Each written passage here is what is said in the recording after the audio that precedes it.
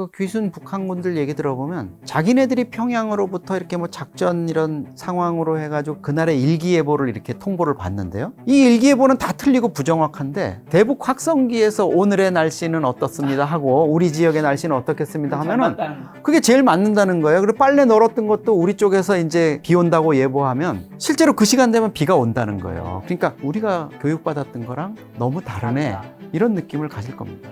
고용희는 일본 오사카에서 태어났어요. 일본 제일교포 출신이잖아요. 북한에서는 북송 제일교포들에 대해서 아주 멸시를 해요.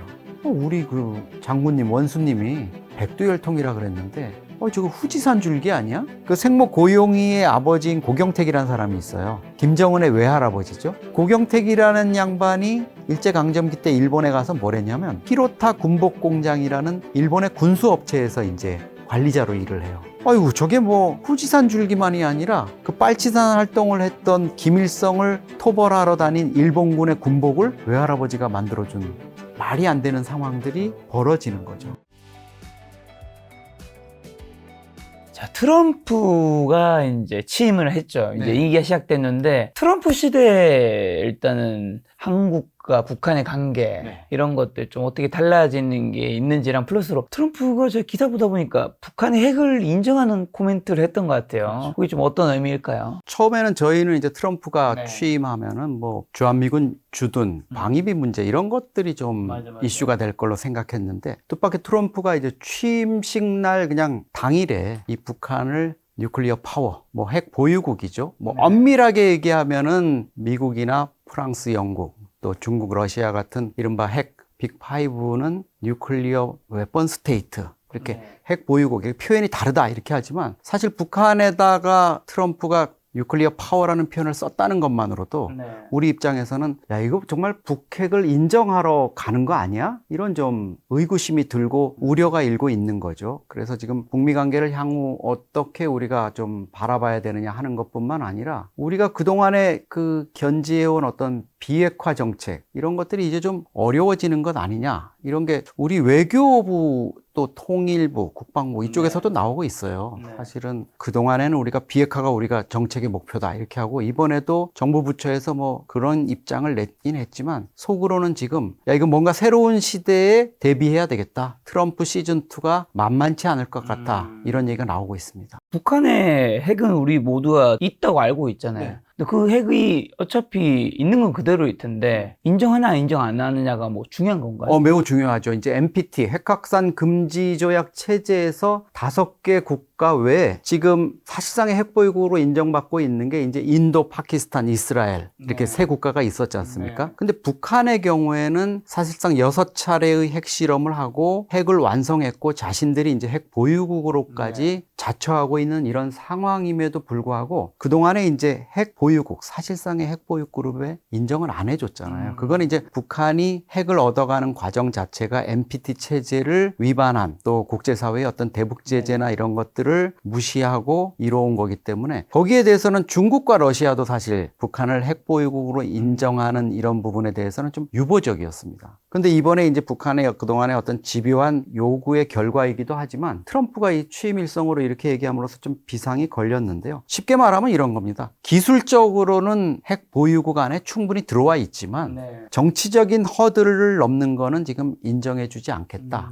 이런 부분이라고 볼 수 있습니다. 5개 핵을 보유한 국가로 공식적으로 인정받고 있는 거는 미국과 중국과 러시아, 나머지 2개가 어디죠? 프랑스, 영국.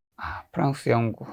그리고 인도와 파키스탄, 이스라엘도 이제 인정을 받고 있는. 그렇죠. 많은 분들이 이제 저도 뭐 처음에 그런 생각을 했습니다만 아니 왜 5개 국가 자기들만 핵을 가져야 되는 거야? 이런 이제 의문이 있으실 텐데 그 의문 자체는 그냥 원래 그런 거야. 이렇게 그 5개 국가들이 NPT라는 걸 통해 가지고 다른 국가들은 핵을 보유하지 못하게 이미 일찌감치 선점을 해놓은 거기 때문에 지금 그 부분에 대해서 뭐 논리나 어떤 원칙, 국제사회의 어떤 뭐 규범이나 이런 것들을 논할 수 있는 단계가 좀 아니죠, 현실적으로. 그리고 또 처음에 말씀하신 방위비 분담비를 트럼프는 당연히 증액을 요구하겠죠? 그렇죠. 네, 그 부분은 이제 트럼프가 사실은 취임을 하고 취임사를 한 뒤에 자기 집무실에 가가지고 취임사보다 더 긴 자기의 속내를 얘기했는데 그 자리에서 곧바로 이제 캠프 험프리스 그러니까 우리 평택 기지에 있는 주한미군하고 동영상으로 전화를 연결했잖아요. 그래서 한국은 괜찮냐? 아마 지금 계엄인 상황을 김정은이가 계엄 논란이라든가 탄핵 국면 이런 거를 트럼프가 너무 잘 알고 있잖아요. 한국이 혼란스럽다 이런 얘기도 했었고, 그런 부분을 의식하는 걸로 보면은 트럼프가 한국에 대해서 아마 첫 번째 할 얘기는 그 부분일 것 같아요.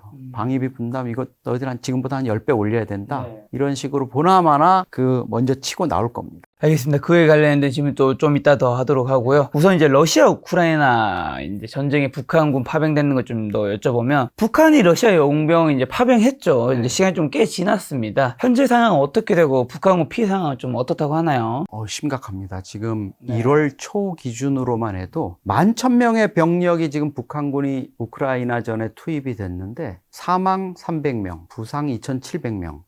3,000명이 지금 손실을 입었어요. 아마 그게 1월 초 기준이니까 지금 아마 녹화 시점으로 하면은 훨씬 더 많은 전 사상자가 발생했을 텐데 11,000명에서 3,000명이면은 27%, 30% 가까운 손실이 발생했고, 하루에 그 국제기구에서 이렇게 분석한 거 보니까 92명의 전 사상자가 발생한다는 거거든요, 북한군이. 그러면 이거는 이제 절반의 전 사상자가 난다 이러면, 아니 전투에 병력을 투입해서 절반이 전투를 못하게 절반을 잃어버린다, 짧은 시간에. 그러면 이거는 뭐 전쟁을 제대로 수행할 수 있냐 이런 의문이 생길 수도 있을 정도인데, 이게 그만큼 이제 북한군이 지금 뭐 외신들에 보면 미트 그라인더, 고기 분쇄기라는 표현까지 쓰잖아요. 총알바지로 계속 내밀리고 있기 때문에 부상이나 전사 이런 부분이 급격히 늘어날 걸로 보입니다. 말씀하신 대로 북한군이 낯선 땅과 낯선 무기의 사상자 더 늘어날 것이라고 하는데 그렇게 보시는 것 같네요. 네, 뭐 드론 위험을 얘기하시는 분들도 많이 있지만 제가 보기에는 일단 투입 자체가 무모해요. 우크라이나나 러시아 양쪽을 보면 이 대평원의 양쪽에 참호를 파고 서로 포격전을 하는, 어떻게 보면 드론만 빼면 2차 대전도 아니고 1차 대전 때 우리가 전쟁 양상처럼 지금 아주 소모적인 전투를 하는데, 대개 보면 그 참호까지 APC라고 불리는 이제 보병 수송용 장갑차를 타고 가가지고 참호에 투입되거나, 아니면 전방에 이제 돌격을 할 때도 포격이 또 총격으로 피하기 위해서 이 APC를 앞세우고 거기에 이제 은폐해가지고 가는데, 지금 북한군은 그 눈이 내려서 하얗게 돼 있는 그 위를 그냥 무조건 내달리는 식으로 이렇게 하고 있거든요. 그러니까 드론이나 또 우크라이나군의 어떤 저격수, 여기에 표적이 될 수밖에 없습니다. 그러니까 사상자가 엄청나게 발생할 수밖에 없고, 북한군이 이 야전 전투에는 사실 좀 취약한 것 같아요. 경험을 한 적이 없는 것 같고, 비교적 이제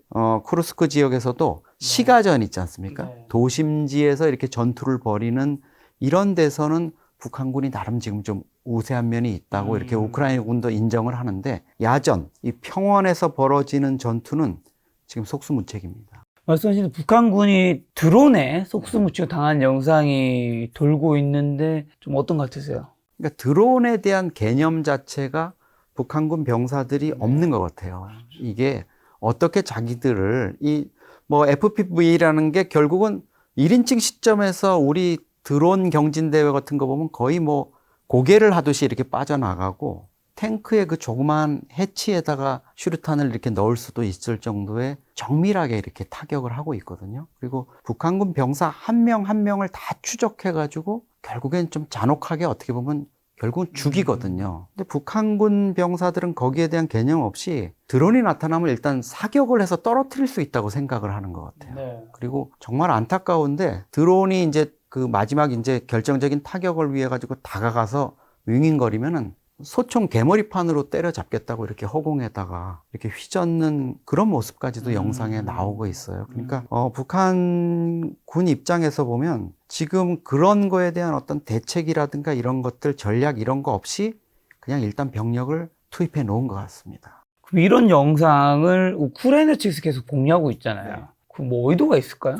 우크라이나 젤렌스키 대통령은 특히 북한군이 지금 러시아 이 지원을 위해 가지고 쿠르스크라든가 우크라이나 영내로 진입한 지역에 들어와 있다, 이거를 끊임없이 얘기하고 싶은 거예요. 확인하고 싶은 거예요. 그러다 보니까 이제 영상을 계속 공개했고, 이 영상을 통해서 가능한 한 우크라이나 군이 얼마나 이 북한군을 잘 처리하고 있는지 이 부분을 이제 심리전 차원에서 계속 부각을 시키거든요. 그거는 뭐 목적은 여러 가지가 있지만 하나는 러시아나 북한 측으로부터 좀 심리전 전투 의지를 좀 꺾어버리겠다는 이런 부분이 있고, 또 하나는 이제 한국과 미국에 대해서, 특히 한국에 대해서 북한군 얘들이 지금 들어와서 여기 이러고 있잖아. 너희들 우리를 지금 지원해주고 이렇게 해야지 왜 아직까지도 한국은 비전투적인, 비공격적인, 비살상 무기만 지원하겠다고 이런 식으로 하느냐 하고 지금 계속 신호를 보내는 거죠. 자, 아까 전에 또 북한군이 지금 총알바지가 안타깝게 되고 있다 말씀해 주셨는데, 그래도 불구하고 북한군이 러시아에 파병한 이유는 뭘까요? 달러 벌러 갔다고 하는 말이 진짜일까요? 반반인 것 같습니다. 금전적인 어떤 달러 획득을 위한 부분도 김정은이 틀림없이 있을 거고요. 또 하나는 이제 뭐 군사적인, 북러 간의 어떤 외교적인 이런 측면이 있을 텐데, 지금 북한군이 용병 형태로 가 있기 때문에 1인당 그 비용이 한 2,000불? 월에. 예, 한 200 몇십만 원, 300만 원 정도 될 텐데요. 김정은이 1년에 11,000명의 이 규모만으로도 3,800억 원 정도 우리 돈으로 벌어들이는 걸로 이렇게 통계가 나오거든요. 그러면 김정은 입장에서는 하루에 한 10억 원 정도가 자기 계좌에 이제 꽂히는 이런 부분이 있기 때문에 이런 실리적인 부분을 결코 무시를 못할 겁니다. 북한군 병사들한테 그런 월급이 제대로 전달될 리가 없고, 전 사상자에 대한 어떤 러시아가 지급하는 보상이라든가 이런 부분도 전부 어떻게 보면 북한의 뭐 노동당 39호실, 김정은의 통치 자금을 관리하는 쪽으로 들어간다고 보기 때문에 그런 부분에 있어서 김정은이 노리는 게 하나 있을 거고, 또 하나는 이제 푸틴과의 어떤 그 북러 밀착을 통해서 자신들의 어떤 생존을 찾는 이런 부분도 분명히 있을 겁니다. 자, 북한군 인명피해가 아까 사상 300, 부상 2,700억으로 한 3,000명 정도가 있다고 했는데, 파병된 건 이제 10,000명 조금 넘는 숫자인데, 앞으로 추가 파병 가능성도 있을까요? 저는 뭐 100%라고 봅니다. 100%. 네, 지금 이미 손실이 절반에 가깝게 나고 있을 거기 때문에 북한군이 지금 공격이라든가 이런 것들이 지금 북러가 조금 주춤하고 있다 그러거든요. 손실이 갑자기 많이 발생하니까 지금 조금 이제 전술이라든가 이런 걸 바꿔야 되느냐 하는 것들을 고민을 하고 있을 겁니다. 지금 그 우크라이나에 파병돼 있는 북한군에는 이 병사들뿐만 아니라 이제 장성급 지휘관들도 가 있거든요. 그럼 북러 간에 이제 그런 부분들도 논의가 있을 거고, 이미 북한 내부에서 주민들 사이의 비공식적인 얘기는 추가 모병을 위한 움직임, 이런 부분들이 북한 내부에서 벌어지고 있다. 그리고 북한군을 이제 훈련시키기 위한 이런 부분들이 있을 거고, 사실 작년 10월에 북한이 청진항이나 원산항을 통해서 러시아 수송함을 이용한 그 블라디보스톡 지역으로의 북한군 투입, 거기서 이제 훈련을 받고 우크라이나 전에 투입이 된 건데, 국가정보원이나 우리 정보당국에서 머지않아서 북한군이 추가로 러시아 지역으로 지금 투입되고 있는 움직임이 있다, 이런 보고를 국회 정보위에 할 이런 상황이 올 것 같습니다. 자, 지금 북한 주민들 얘기해 주셔서, 그럼 북한군 러시아 파병에 대해서 북한 주민들 사이의 민심은 좀 어떤지요? 뭐 민심이라는 게 북한에는 현실적으로는 없다고 봐야죠. 그게 이제 민심이라는 게 결국은 여론인데, 여론이 형성되려면은 일단 사실이 알려져야 되고, 그게 이제 많은 사람들이 어떤 미디어라든가 이런 것들을 통해 가지고 공감하는 바가 있어서 이거는 뭐 파병이라는 게 좋다 나쁘다, 어떤 게 문제가 있다, 이런 것들이 여론이 형성돼야 되는데, 지금은 일단 북한이 이 정보를 철저히 통제를 하고 있습니다. 관영 매체를 통해서 뭐 절대 보도를 하지 않고 있고, 다만 이제 이런 것들이 입소문 형태 정도로는 지금 번지고 있을 것 같아요. 해외에 근무하는 외교관이나 상사 주재원, 이런 사람들의 입을 통해서 내부 엘리트들한테 먼저 퍼졌을 것 같고요.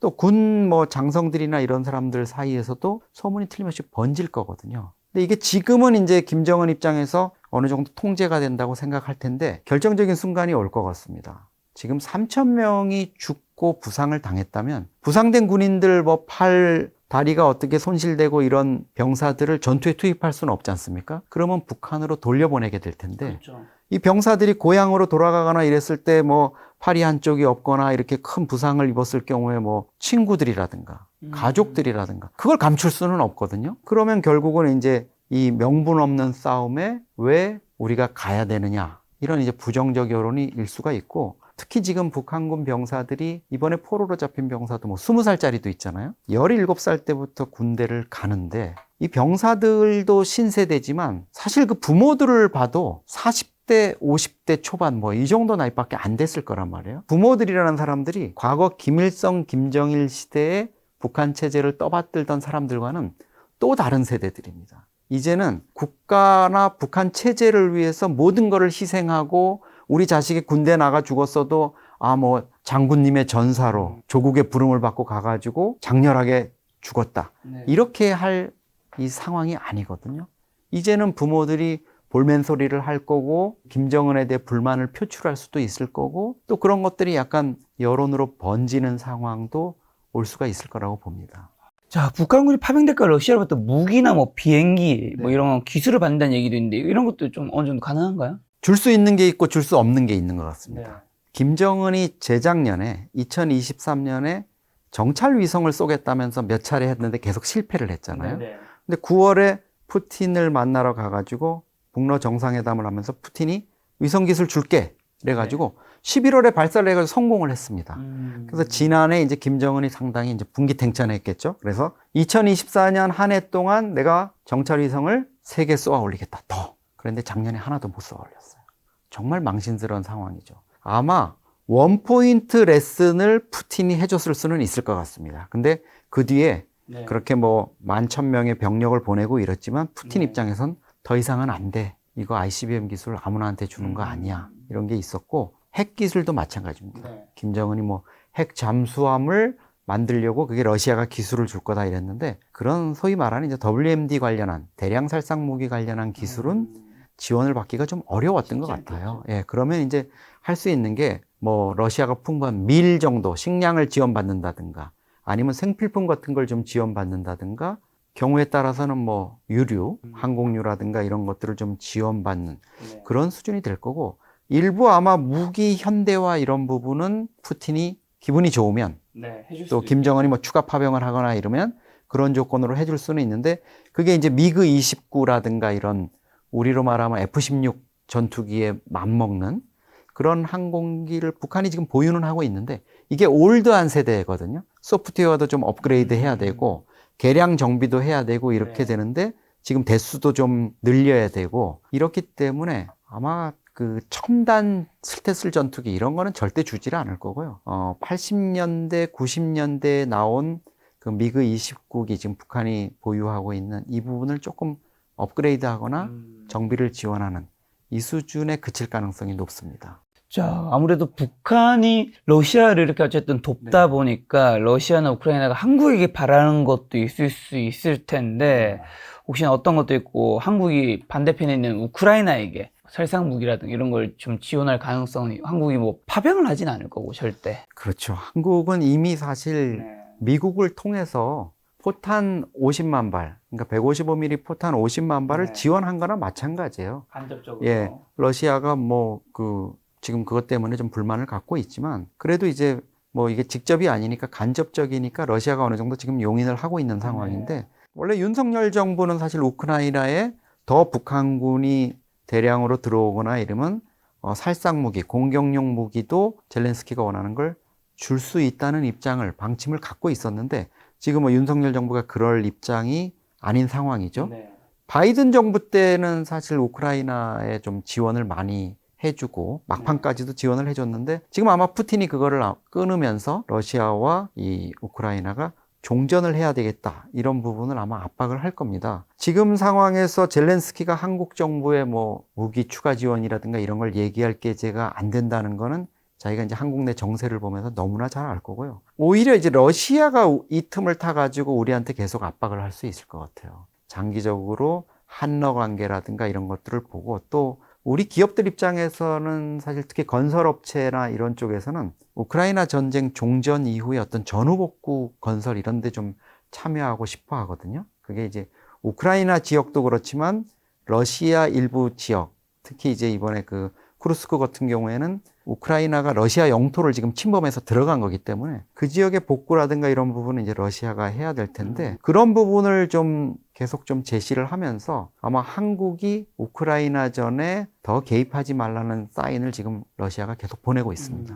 자, 트럼프가 원래 취임 24시간 안에 러우 전쟁을 종전하겠다고 대통령 후보 시절부터 밝혔는데 이제 24시간 제가 봤을 때 지난 것 같긴 한데 러우 전쟁 종전 가능성 좀 어떻게 보시고 언제 어떻게 끝날까요? 예, 트럼프가 뭐 24시간 안에 하겠다는 건 한번 그냥 자기의 레토릭이었던 거 상징적인 의미죠. 그만큼 내가 빨리 끝내겠다. 그렇죠. 즉각 좀 하고 싶은 생각이 있었고 그게 이제 트럼프 스타일인데 사실 취임 직전에는 또 뭐 6개월 내로 끝내겠다 이렇게 했다가 취임식 그 당일에는 거기에 대해서 언급을 안 했어요. 뭐 그냥 원론적으로 이렇게 종전이 돼야 된다 이렇게 했는데 지금 쉽지는 않습니다. 다만 이제 트럼프가 지난 1월 15일 날 이스라엘하고 하마스 너희 빨리 종전해 아니면 지옥을 맛보게 해주겠어 이랬는데 일주일 만에 어쨌든 휴전 국면으로 접어들었지 않습니까? 네, 그래서 결국 이제 바이든의 업적이냐 트럼프의 업적이냐 뭐 휴전이 이런... 됐는데 이게 이제 미국 대통령의 힘이죠. 러시아에 대한 어떤 그 트럼프의 영향력이라든가 또 푸틴과의 어떤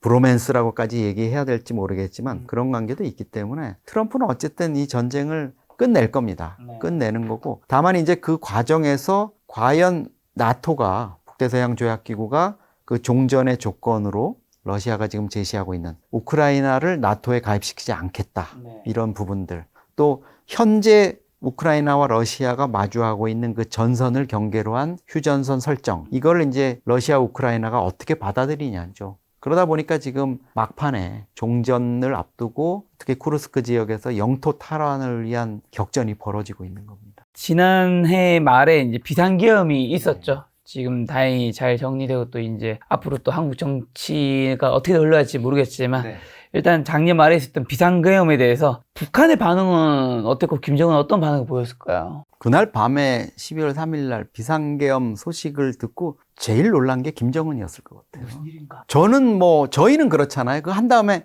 뭐 별거 없는데 국회가 해산을 했고 이렇게 이해가 되지 않습니까? 김정은 입장에서 사실 어떤 안보 상황이라든가 이런 걸로 볼 때 어떤 심각한 뭐 위협을 받거나 공격을 받는 상황보다도 제일 위험한 건 그 상황을 모르고 있을 때 상황에 대한 파악이 안 될 때가 제일 두렵고 불안하지 않습니까? 김정은도 아마 그날 밤에 즉각 보고를 받았겠죠? 지금 남쪽에서 이런 상황이 벌어지고 있습니다. 본인이 아마 제일 먼저 놀래서 야, 우리 전방에 누가 또 잘못해서 총 쏘거나 오발했거나 어디 전방 초소에서 뭐 남쪽으로 문제가 생긴 거 없나? 우리 군부가 어떤 도발적인 상황을 해서 쟤들이 그거 빌미로 뭘 하는 거 아니야? 이런 부분을 제일 먼저 체크해 봤을 것 같아요. 그리고 국회가 뭐 그걸 해제하는, 계엄을 해제하는 이런 의결을 하고 이랬지만 김정은으로서는 상황 파악이 쉽지 않았을 겁니다. 왜냐면 우리는 우리 체제이기 때문에 감이 있잖아요. 그렇죠. 국회가 의결했고 뭐 국회의장이 이렇게 됐으니까 이제 대통령이 나와서 또 받아들였으니까 이게 좀 수습 국면으로 가겠구나 하는 게 있는데 북한은 그렇지가 않습니다. 북한하고 우리하고 서로를 보는데 너무 이 체제의 차이 때문에 오해가 큰 게 있거든요. 일례로 과거에 우리가 남북 간의 도로 연결을 할 때 짐승들, 뭐 노루나 토끼나 이런 그 동물들이 좀 이동할 수 있는 그 에코브릿지를 만든 적이 있어요. 그 남북 간 연결 도로 위에다. 그 이제 우리 환경단체도 요구하고 이러니까 그 시설을 했는데 북한이 서로 이제 상호 지역을 점검하는 이런 감찰단이, 사찰단이 와가지고 보면서 북한 군부가 그걸 너무나 의심스럽게 보는 거예요. 저 시설은 도대체 뭐냐? 도로 위에 왜 저렇게 멀쩡한 도로 위에 터널을 만들었냐? 그래서 우리가 결국은 이제 여러 가지 설명을 통해가지고 이게 동물들을 위한 이런 거다 했는데 끝내 이해를 못 하는 거예요. 아니, 사람도 먹고 살기 힘든데 동물들 위해 가지고 무슨 저런 돈을 들여서 짓느냐 이런 거죠. 그런 이제 오해가 있기 때문에 사실 북한은 우리 계엄 해제 상황임에도 불구하고 김정은이 되게 긴장을 했을 거예요. 그래서 김정은이 11월 달, 지난해 11월 달 한 달 동안 한 10차례 공개 활동을 왕성하게 했는데 11월 30일 날 러시아 국방장관이 평양에 왔을 때 만난 다음에 그 직후에 12월 3일 날 계엄이 있으니까 17일 동안 무려 공개 활동을 중단했습니다. 아마 지하 벙커에 들어갔거나 어디 제3의 은신처에서 상황을 좀 그 주시를 했던 것 같아요.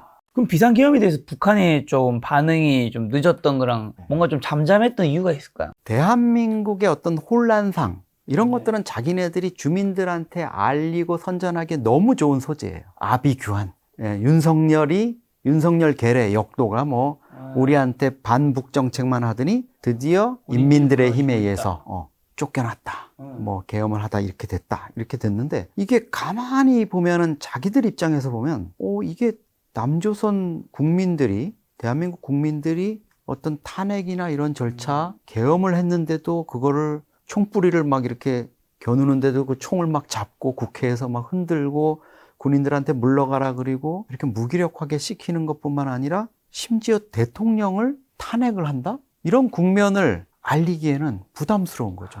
네, 그럼 북한 주민들 입장에서 점차 뭐 다는 아니겠지만 야, 남쪽은 민주주의라는 게 대통령도 마음에 안 들면 5년마다 교체하는 건데도 그거 안 되니까 뭐 2년 남짓 해가지고 물러가라 그러네. 국회가 의결하면 이렇게 되냐 했는데 북한은 야, 우리 최고인민회의는 무슨 고무도장도 아니고 맨날 99.98% 찬성만 하고 이거는 좀 이상한데 우리도 뭐가 배고프고 우리 인권을 탄압하고 김정은에 대해서 저 세습 정권에 대해서 우리도 항변을 할 수 있는 것 아니야? 이런 의식이나 불만이 싹 트는 부분이 북한으로서는 제일 우려되죠. 네. 그럼 북한이 한국의 계엄령에 대해서 북한에도 신문이 있잖아요. 네. 그 이름 뭐라고 하죠? 노동신문이 이제 북한 주민들이 보는 아주 대표적인 신문입니다. 거기에 그러면 한국의 계엄령에 대해서 보도된 내용과 보도되지 않은 내용도 있을 것 같아요. 좀 어떻게? 그렇죠. 이게 뭐 대대적으로 보도하는 건 아니고요. 노동신문이 우리 신문, 일반 신문하고 크기, 사이즈는 똑같은데 페이지는 6페이지밖에 안 됩니다. 북한 체제가 뭐 소식을 전할 게 별로 없죠. 뭐 사건, 사고도 안 다루고 이러는 매체니까. 기본적으로 제6면, 제일 마지막 면이 이제 남조선 소식하고 해외 소식을 다루는데 거기에 이제 담는 거죠. 결국은 남조선이 아비규환이고 아수라장이 됐다. 지금 국회가 어떻게 하고 있고 이런 혼란상을 사진을 또 실어가지고 알리기는 합니다. 거기에 구체적으로 주민들이 한국의 국민들이 어떤 절차를 거쳐서 그런 불만을 표시하고 있고 또 시위를 하는데 이렇게 밝은 모습들 있잖아요. 형광봉 들고 막 MZ세대들이 흔들고 이러는 거 이거는 뭐 잘못했다가는 역효과가 나잖아요. 저런 심각한 상황인데도 저 남쪽의 인민들은 저렇게 자유롭게 웃고 뭐 공연도 하고 이러면서 누가 피 흘리고 그런 거 이 상황을 한다고? 이런 부분을 이제 좀 숨겨야 되는 게 있고 또 하나는 주변의 빌딩 교통통제 때문에 차량이 쫙 막혀 있는 거, 밝은 시가지, 이런 건 감춰야죠. 한국에서 시위를 보도한 많은 사진 중에서 어떤 사진만 골라 쓰느냐? 빌딩 위에서 아래로 앵글을 맞춘 사진. 시민들 시위하는 그 장면만 나와 있는 인파만 모여 있는. 네. 그것만 딱 이렇게 트리밍을 해가지고 쓰고 주변에 뭐 차량이라든가 이런 것들은 철저히 감추죠. 한국이 얼마나 잘 사는지 최대한 숨기려고 해요. 그거를 봤다가는 저건 뭐지? 저 차는 뭐야? 남조선에는 저렇게 차들이 꽉꽉 미어 터질 정도로 인내하는 거를 그 행간이라든가 사진에 그 숨겨진 장면을 북한 주민들이 보고 뭔가 딴 생각을 하는 게 북한의 이제 선전선동을 담당하는 사람들 입장에서는 제일 좀 곤혹스럽고 피하고 싶은 상황이죠. 혹시 그럼 북한이 비상계엄 사태 노리고 그때 공격할 가능성은 전혀 없었나요? 예전에 뭐 굉장히 그런 거를 한번 놓친 거를 아쉬워했다 그런 얘기 있었는데 4.19 혁명이나 이럴 때 김일성이 뭐 땅을 치고 후회했다는데 그건 이제 옛날 얘기고요. 지금 북한이 그 한국 내 어떤 정변이라든가 이런 것들이 있다고 해가지고 자기네들이 선제 공격을 한다? 엄두를 내지를 못할 겁니다. 왜냐하면은 북한이 자기네들이 먼저 뭐 한국의 빈틈을 노리고 어떤 공격을 한다 그래서 자기네들이 승산이 없다는 계산은 너무나 잘 하고 있을 거고 특히 지금 자기네 입장에서는 우크라이나에 또 병력을 빼가지고 투입을 하고 앞으로 뭐 파병을 해야 되고 이런 좀 군사적인 좀 취약한 느낌을 받는 부분도 틀림없이 있을 거거든요. 지금 북한 지역에 투입된 게 이제 되게 폭풍군단이라고 해서 북한군 제11군단, 대남 타격이라든가 이런 걸 하기 위한 이제 특수작전을 하기 위한 군이기 때문에 대남 선제 타격에서 후방을 공격하거나 교란하거나 이렇게 할 수 있는 그런 병력들도 지금 좀 공백이 있는 상태다. 이런 부분들도 좀 북한의 그런 공격 가능성 이런 것들을 좀 제한했을 거라고 봅니다. 자, 한국의 이런 민주주의가 북한에 나중에 점차 알려질 시 북한 주민들에게 미치는 영향이 당연히 있겠죠?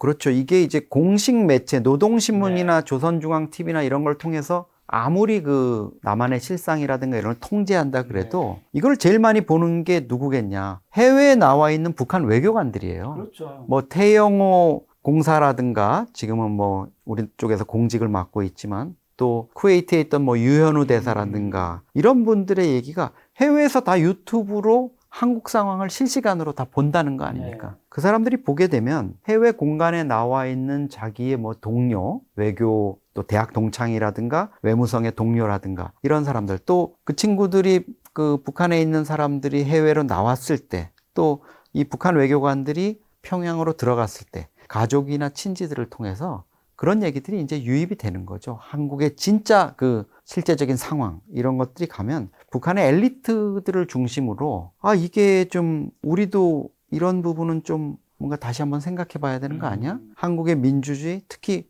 우리도 조선민주주의 인민공화국인데 민주주의 간판을 달고 지금 이게 80년 동안 김씨 집안이 3대 4대 세습 정권을 이어가는 게 맞는가? 이런 고민들을 할 수가 있죠.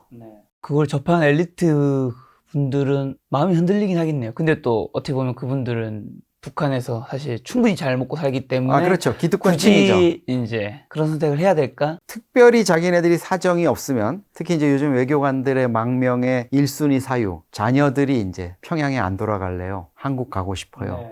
이럴 경우에 이제 대책이 서지 않는 이런 상황에서는 이제 결단을 할 수 있지만 대개는 아주 힘이 세고 특권층이 아닌 이상은 북한에 다들 자녀를 한 명은 두고 나와야 되거든요. 그렇겠죠. 예, 근데 지금 보면 부모들을 두고 오는 사람은 있어도 자식 두고 오는 사람들은 거의 없더라고요. 그만큼 이제 자식들이 인질로 이렇게 잡혀 있는 상황이기 때문에 아무리 본인이 큰 불만이 있고 뭐 반체제 이런 거에 의식이 싹 떴다 해도 탈북이나 망명을 결행하기는 쉽지는 않을 겁니다.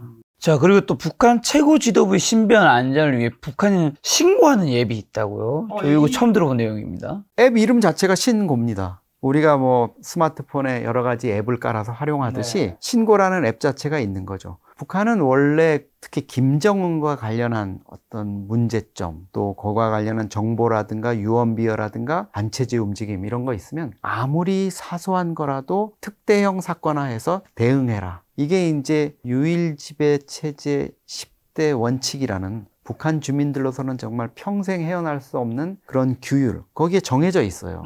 여러 가지 뭐 누가 좀 요즘 이상하다든가 이런 게 있으면 물론 전화나 뭐 여러 가지 직접 가서 신고하는 것도 있겠지만 참 미스테리인데 핸드폰이 700만 대 이상 보급돼 있거든요. 2,500만 주민인데 생각 같아서는 북한 체제가 통제를 하려면 핸드폰을 못 쓰게 할 것 같은데 이게 이상하게 많이 번져 있어요. 물론 인터넷이나 이런 것들하고 접속은 절대 안 되게 돼 있지만 북한의 인트라넷을 이용하고 그 통신망을 이용해서 이 스마트폰이 이제 움직이니까 거기에 그 신고 앱을 만들어 가지고 어떤 상황에서든지 그 신고를 생활화하고 조금 더 간편하게 이 반체제, 반사회주의 이런 것들을 알릴 수 있게 방지할 수 있게 이렇게 만들어 놓은 거죠. 700만 대 있다는 게 좀 신기하긴 하네요. 처음에 원래 그 김정일 집권 시기에 핸드폰을 보급을 하다가 그 핸드폰이 이제 반체제, 특히 그 해외에서 이제 여러 가지 뭐 자스민 혁명이니 그 당시에 이제 민주화 운동에서 이 핸드폰, SNS가 많이 그 기폭제 역할을 했다 이러면서 한동안 없앴거든요. 그런데 이게 다시 이렇게 된 거는 뭐 이걸 통해서 틀림없이 북한 당국이 엄청난 외화 수익을 거둔 거는 맞아요. 이 핸드폰을 이제 달러 베이스로 팔면서 엄청난 달러를 걷어들인 건 맞는데 그럼에도 불구하고 이 핸드폰 보급이 이렇게 양이 많은 거는 좀 미스테리인데 여전히 뭐 북한이 이거를 그냥 통제를 안 한다는 거는 현재로서는 핸드폰을 통한 어떤 그런 반체제 이런 정도는 자기네들이 통제 단속할 수 있다고 좀 믿는 것 같습니다. 최근에 또 김정은의 경호 수위가 높아졌다고요? 부쩍 높아졌죠. 그러니까 과거에는 일반 주민들이 동원되는 행사라든가 이런 곳에 이제 경호원들이 배치되는 거였고 북한 체제 내부의 행사, 당간부들만 모여서 행사한다든가 김정은이 정말 자기의 지지 세력이라고 생각하는 뭐 만경대 혁명학원 이런 곳이 있거든요. 여기는 뭐냐면 북한 체제를 위해서 전투를 하거나 공작을 하거나 뭐 이런 거를 하다가 숨진 사람들의 유자녀. 그러니까 말하자면 예전에 우리 뭐 강릉 잠수함 침투 사건 때 왔다가 다 사살돼서 죽었잖아요. 그 사람들의 북한 자녀들 만경대 혁명학원에 넣는 거예요. 그럼 얘들이야말로 뭐 철저한 김정은 체제의 어떤 수호자가 될 거 아닙니까? 그렇죠. 근데 이런 만경대 혁명학원을 방문할 때도 경호원들이 엄청나게 많이 동원이 됩니다. 그리고 이 경호원들 뭐 과거에 남북 정상회담 때도 보셨지만 키가 거의 한 2m 되는 이 장신들이 뭐 주계 장벽을 이렇게 막아서듯이 세우는데, 이거는 이유는 뭐 여러 가지가 있겠지만은 제일 최근 들어서 이렇게 되는 건 작년 10월에 우크라이나 파병을 결정하면서 좀 북한이 그런 부분에 대해서 신경을 더 쓴 것 같아요. 내부의 불순 세력이나 이런 부분들뿐만 아니라 우크라이나에 참전을 하면서 러시아를 지원했기 때문에 우크라이나 입장에서는 이거는 뭐 김정은을 암살하거나 테러를 가할 수 있는, 그게 뭐 실현 가능하다 안 하다를 떠나서 그런 것들의 명분이 충분해진 거 아닙니까? 그러면 김정은 입장에서는 이제 상당한 위협을 느낄 수밖에 없고, 또 하나는 이제 북한의 김정은 체제에 대한 최근 들어서 이제 불만이라든가 이런 것들이 많이 제기되고 있고, 한국에서도 윤석열 정부가 들어오면서 이제 보수 정부가 들어오면서 김정은에 대한 어떤 참수 작전이라든가 유사시 이제 북한 체제의 문제 이런 것들을 우리가 대응하기 위해서 그 적 수뇌부를 뭐 제거한다, 이런 작전들이 상정돼 있기 때문에 다층적인 위협에 김정은이가 신변 위협을 느낀 거에 경호 강화의 직접적인 배경인 것 같습니다. 쿠데타나 이런 걱정보다는 뭔가 밖으로부터의 그런 좀 걱정, 우리가 더 큰 것 같네요. 그렇죠. 그런 뭐 북한 내부의 군부에 의한 쿠데타라든가 이런 부분들이 최근 위험이 지난해 뭐 갑자기 커졌다, 이런 징후는 없는데 환경적인 대외, 대남 이런 부분에서는 김정은이 위협을 느낄 만하죠. 자, 또 북한이 한국의 대북 확성기 굉장히 무서워한다고 들었는데 그 이유랑 한국 문화 왜 그렇게 막으려고 하나요? 대북 전단이나 이런 것들을 북한 지역에 보내잖아요. 그러면 이제 북한 뭐 휴전선 일대 이런 데 떨어질 겁니다. 그럼 주민들이 그 주워서 보거나 아니면 신고를 하겠죠. 그렇죠. 그 지역에 한정됩니다. 근데 전방 확성기는 북한 군인들이 듣잖아요. 최전방. 이게 뭐 밤에는 우리 확성기가 워낙 성능이 좋기 때문에 한 20km까지 간다 그래요.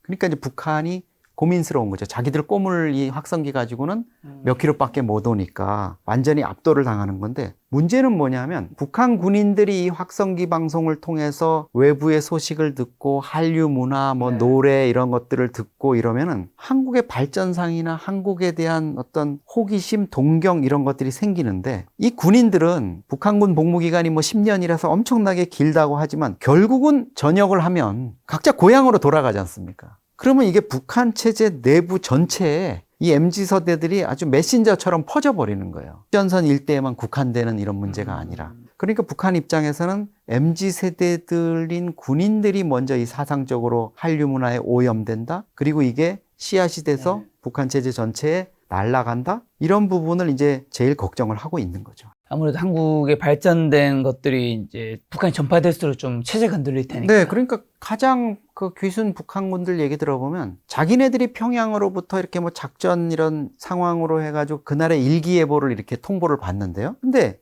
이 일기예보는 다 틀리고 부정확한데, 대북 확성기에서 오늘의 날씨는 어떻습니다 하고 우리 지역의 날씨는 어떻겠습니다 하면은 그게 제일 맞는다는 거예요. 그리고 빨래 널었던 것도 우리 쪽에서 이제 비 온다고 예보하면 몇 시부터 비가 내리겠습니다 이러면 걷어놓으면 실제로 그 시간 되면 비가 온다는 거예요. 그러니까 야, 이게 대한민국은 도대체 어떻게 이렇게 날씨 이러냐, 이고 전방 지역에서 경계를 쓰다 보면은 그 휘황찬란한 휴전선에 이제 우리 쪽에 불빛을 보고 저 멀리서 자유로나 이런 데 끊임없이 달리는 자동차를 보잖아요. 그러면은 우리가 교육받았던 거랑 너무 다르네, 이런 부분이 있을 거고, 최근에 뭐 애기봉 그 최전방에 또 뭐 스타벅스도 생기고 이랬으니까 그쪽 맞은편에 있는 북한군 병사는 낮에 경계를 서면서 야, 저기는 뭔데 저런 게 또 생겨가지고 사람들이 앉아서 저렇게 우리를 보나, 이런 느낌을 가질 겁니다.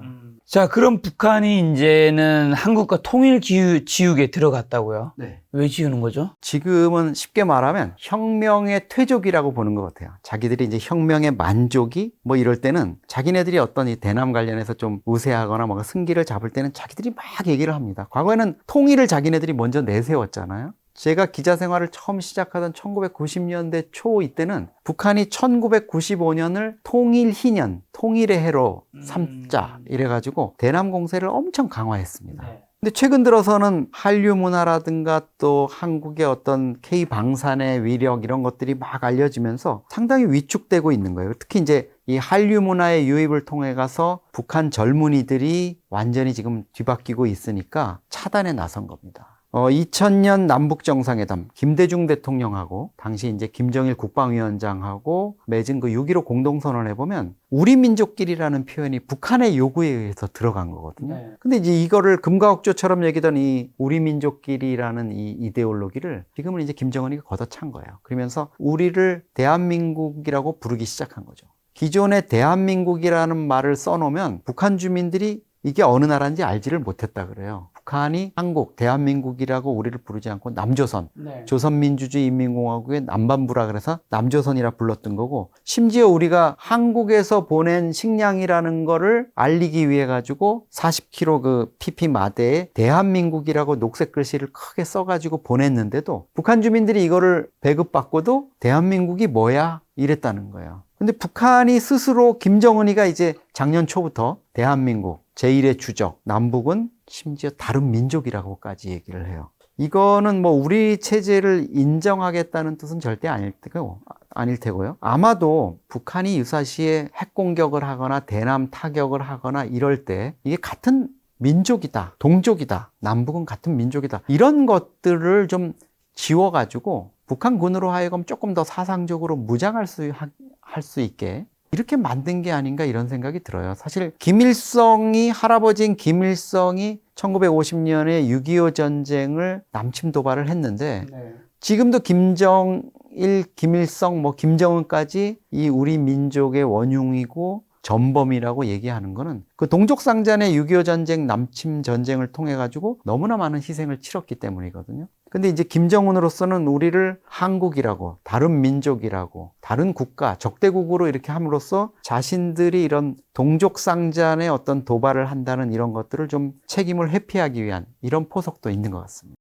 자, 그럼 김씨체제 세습되면서 네. 신격화된 권력은 더 약해지고 있나요? 강해지고 있나요? 그리고 약해지고 있다면 아직까지 그래도 붕괴되지 않은 이유는 뭘까요? 기본적으로 이제 카리스마에 입각한 어떤 북한 권력이 있지 않습니까? 네. 김일성 시대 때부터 내려오는 그 부분은 이제 김정일 때 또 김정은을 거치면서 현격히 약화됐다고 볼 수 있죠. 그렇죠.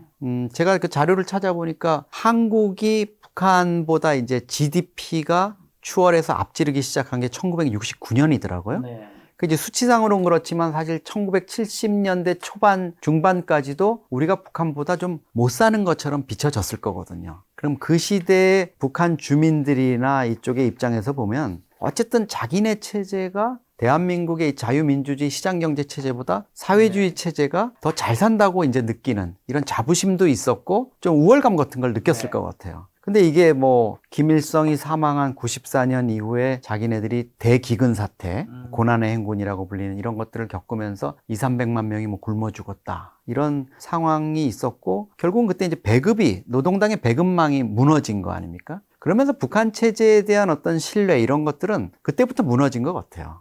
김정일이 17년간 통치를 하면서 그럭저럭 버티고 아들인 김정은한테까지 권력을 넘겨주기는 했지만, 그런 어떤 김일성의 카리스마를 배경으로 한 어떤 통치, 이런 부분은 무너졌습니다. 그 김정은도 27살에 2011년에 이제 집권을 하면서 할아버지의 카리스마를 좀 차용했잖아요. 할아버지처럼 이렇게 코트를 입고 살도 찌우고 중절모도 쓰고 이렇게 했지만 일정 기간 지나면서 효용이 없다고 생각하니까 지금은 할아버지, 아버지의 이제 그늘에서 벗어나서 독자 노선을 노리고 있는데, 선대 수령의 그 수준으로 자기가 그 지지를 받거나 권위를 유지하기가 어렵다는 걸 알기 때문에 다른 수단을 동원하는 거죠. 포갑적 수단. 남쪽 한류 문화 이게 문제다. 젊은 애들이 다 이것 때문에 체제가 물먹은 담벼락처럼 무너진다. 이런 얘기까지 하면서 반동사상 문화 배격법이니 이런 말도 안 되는 법을 만들어가지고 포갑적으로 탄압을 하는 거죠. 김정일 시대 때까지만 해도 탈북자들이 북중 접경을 넘어가지고 도망가거나 이러는 거를, 물론 강제 북송이라든가 이런 것들이 있긴 했지만 그렇게 포갑적으로 탄압하지는 않았거든요. 근데 지금은 북중 접경 지역을 완전히 이제 그 봉쇄를 하고 탈북자에 대한 어떤 가혹한 어떤 보복, 또 남은 가족들에 대한 어떤 처벌, 이런 것들을 통해 가지고 북한 체제 내에서 옴짝달싹하지 못하게, 특히 집권 초기부터 이제 고위 간부들에 대한 어떤 숙청, 이런 것들을 통해 가지고 권력을 지금은 이제 유지하고 있는 거고, 뭐 북한 간부들 입장에서는 그렇죠. 이복형인 김정남도 독살을 해서 죽이고 고모부인 장성택도 저렇게 무참히 처형을 하는데 우리 같은 사람은 야 이거 뭐 파리 목숨 아니겠냐? 이런 생각을 하면서 그 북한 간부들 김정은 앞에서 이렇게 서 있는 것들 보면은 뭐 기가 막히잖아요. 눈을 안 마주치는 거죠. 그냥 계속 메모에 적고 있는 거예요. 왜? 눈 마주쳐서 괜히 멀뚱멀뚱 이렇게 쳐다보다가는 얘 뭐 딴 생각하나? 이런 게 있고 장성택이가 죽을 때처럼 서서 뭐 건성건성 이렇게 박수나 치고 짝다리나 짚고 이러다가 결국은 간첩죄 뭐 반역죄로 처형이 되는 이런 운명을 가니까 절대 복종 그 뭐 북한식으로 그렇게 얘기하거든요. 적자생존. 우리가 생각하는 적자생존하고 다르죠. 적는 자만이 살아남는다. 그냥 계속 이유 없이 메모하는 척 하는 거예요. 수첩 펼쳐서. 10명 있으면 10명 다 그럽니다. 그런 상황이 지금 펼쳐지고 있는 거죠. 그러니까 뭐 비자발적인 복종 이런 것들을 통해서 지금 통치를 하는 그런 요소들이 훨씬 더 많은 비중을 차지하고 있습니다.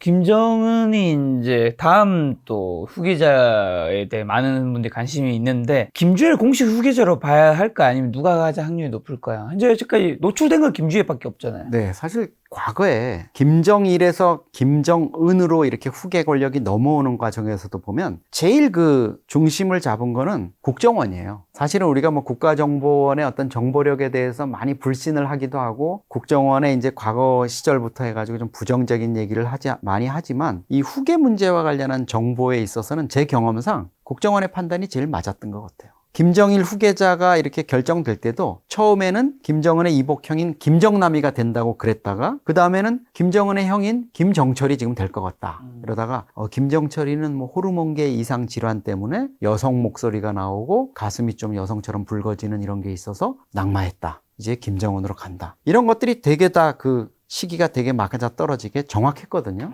지금도 보면은 사실 김주애가 나온 게 이제 2022년 11월 화성 17형 미사일 발사 현장 때 김정은이 데리고 나왔는데 이제 2년이 조금 넘었죠. 초기에는 이게 뭐 딸바보 김정은이 그냥 딸 자랑하려고 한번 데리고 나온 거 아니겠느냐. 쟤 이제 10살밖에 안 됐는데 이런 느낌이었는데 얘를 이제 그 본부석이라고 하는 주석단에 내세우고 국가행사의 중심에 내세우고 이러면서 야 후계자로 가는 것 아니야 이랬는데 사실 저는 개인적으로 되게 회의적으로 봤거든요. 국정원이 이제 그때 판단이 후계 수업을 받고 있고 후계자를 위한 과정으로 가는 것 같다 이렇게 판단을 했습니다.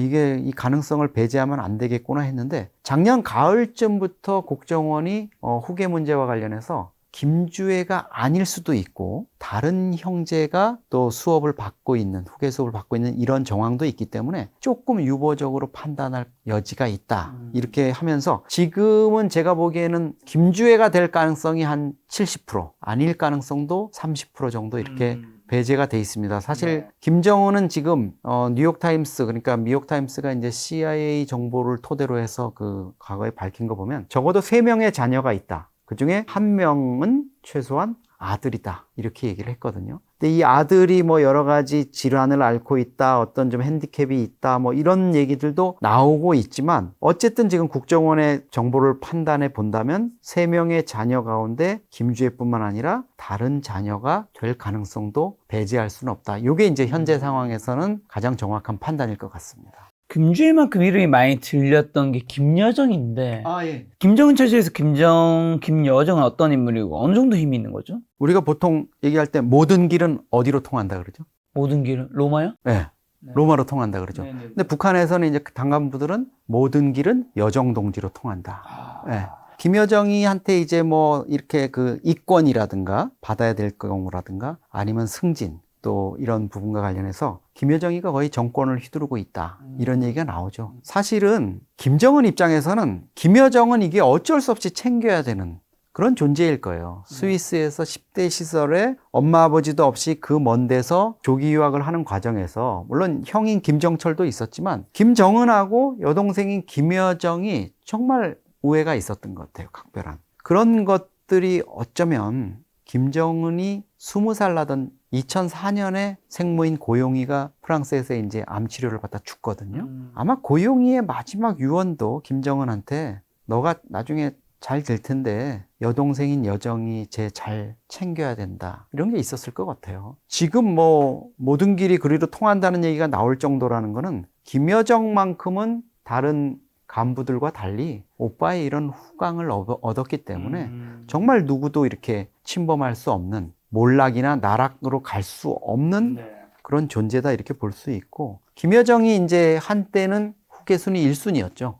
김정은 집권 초기에는 오빠를 대신해서 이제 여러 가지 이런 일들을 했고, 남북 정상회담, 북미 정상회담뿐만 아니라 다른 정상회담에서 오빠를 최지근거리에서 보좌하는 역할을 했거든요. 그리고 북한이 그 노동당 강령을 개정을 하면서 노동당 총비서인 김정은 말고 제1비서라는 자리를 신설을 했습니다. 근데 그 제1비서가 누군지는 아직도 아무도 몰라요. 그 제1비서 자리에 아마도 김여정이를 앉혔을 거다. 그래서 김정은 유고시에 김여정이 백두혈통으로서 권한을 대신해서 김씨 집안이 권력을 계속 가지고 갈 수 있는 조정자 역할, 권력자 역할을 할 수 있는 그런 것들을 맡겼다고 보기 때문에 김여정이 아마 그런 측면에서는 지금 북한 권력에서는 명실상부한 2인자가 아닐까 이렇게 생각을 합니다. 근데 김정은 시대 특히 여성들이 전면에 좀 부각되고 있는 것 같습니다. 김여정, 뭐 리설주, 김주애, 현송월 이렇게 여성들이 좀 전면에 부각되고 있는 이유는 뭘까요? 김정은이 그 생모인 고용희에 대한 애틋한 마음이 있는 것 같아요. 그 마음이 저는 지금 김정은의 정책의 많은 부분을 이제 차지한다고 보고 있는데, 김정은 입장에서는 아니 아버지하고 28년을 살고 우리를 낳아가지고 우리가 지금 아버지의 그 적통으로서 최고 권력을 넘겨받았고 내가 지금 그 권력자인데 엄마는 왜 생전에 한 번도 퍼스트레이디로 대접을 못 받고 그렇게 프랑스 병원에서 쓸쓸하게 혼자 숨져가야 했을까? 죽은 뒤에도 무슨 도둑질하듯이 관에 담아가지고 평양으로 시신을 몰래 운구했고, 지금도 평양에도 자그마하게 이제 묘지가 뭐 이렇게 성역화는 했겠죠. 그렇게 했지만 지금 김정은조차도 생모를 전혀 내세우지를 못하고 있지 않습니까? 이런 부분에 대해서 김정은은 엄청나게 애틋한 마음을 가지고 있을 거예요. 그러면서 아마 나는 저 못난 아버지하고는 그 점에서만큼은 달라. 난 다르게 행동할 거야. 이게 아마 부인 이설주를 2012년 7월에 집권한 지 한 6개월 안 돼가지고 북한 공식 매체에 등장시키고 부인 이설주 동지라고 이렇게 등장시킨 그런 부분의 어떤 원동력이 됐던 것 같아요. 그런 게 그전에는 그렇게 하지 않았었나요? 그렇죠. 김일성도 자기 그 본처인 김정숙, 그러니까 김정일을 낳았던 김정숙이 이제 정권을 이제 수립하기 이전에 숨지고 타이피스트였던 김성애를 이제 후처로 맞이하잖아요. 근데 김성애에 대한 이런저런 소문이 있었지만 결국은 김일성이 죽기 전인 94년 6월에 카터 전 대통령이 이제 평양을 방문했을 때 그 부인 로잘린 여사하고 같이 왔을 때 한 번 데리고 나온 게 끝이에요. 죽기 직전에. 김정일도 마찬가지였습니다. 수많은 뭐 여성 편력이 있고 본부인이라는 뭐 김혜숙인가 이런 여자도 있고 이랬지만 김정은의 엄마인 고용희하고 28년을 살았어요. 그런데도 한 번도 등장을 시키지 않았습니다. 그래서 김정은 입장에서는 이런 부분이 이제 애달펐는지 자기가 집권하자마자 생모인 고용희의 생전의 활동 모습을 담은 그 영상을 당간부들한테만 살짝 돌렸어요. 근데 곧 회수해가지고 걷어들였어요. 아, 이게 생모를 내가 마음은 그런데 알릴 계제가 아니구나, 이런 판단이 있었던 것 같아요. 왜냐하면 자기 출생의 비밀이 알려지면 자기 리더십에 타격이 있을 거라고 생각한 것 같아요. 고용희가 출생의 비밀에 안 좋은 게 있는 건가요? 그렇죠. 고용희는 1954년에 이제 일본 오사카에서 태어났어요. 그러다 보니까 일본 제1교포 출신이잖아요. 아버지가 조총련의 간부였어요. 먹고 살 만한 집안이었죠. 그런데 이제 60년대 말 70년대 초에 북송 사업으로 북한에 들어갑니다. 사실 북한에서는 북송 제1교포들에 대해서 째포라 그래서 아주 멸시를 해요. 그런 집안이었지만 이 고용희가 만수대 예술단 무용수로 들어가면서 김정일의 눈에 나가지고 이제 같이 살게 되는 거죠. 이런 내용들이 알려지게 되면은 북한 주민들 입장에서는 우리 그 장군님, 원수님이 백두혈통이라 그랬는데 저거 후지산 줄기 아니야? 그 뭐 째포의 자식이라고? 이렇게 될 수가 있는 거죠. 더더군다나 그 생모 고용희의 아버지인 고경택이라는 사람이 있어요. 김정은의 외할아버지죠. 이 사람은 원래 일제강점기 때 제주 출신이에요. 그때 이제 일본 오사카로 건너갔는데, 그래서 지금도 그 제주 봉계 마을에 가면 이 고경택 씨 그 집안이 살고 있고, 거기에 고경택 씨 허묘까지도 유해는 없지만 묘까지도 만들어져 있는데, 고경택이라는 양반이 일제강점기 때 일본에 가서 뭘 했냐면 히로타 군복공장이라는 일본의 군수업체에서 이제 관리자로 일을 해요.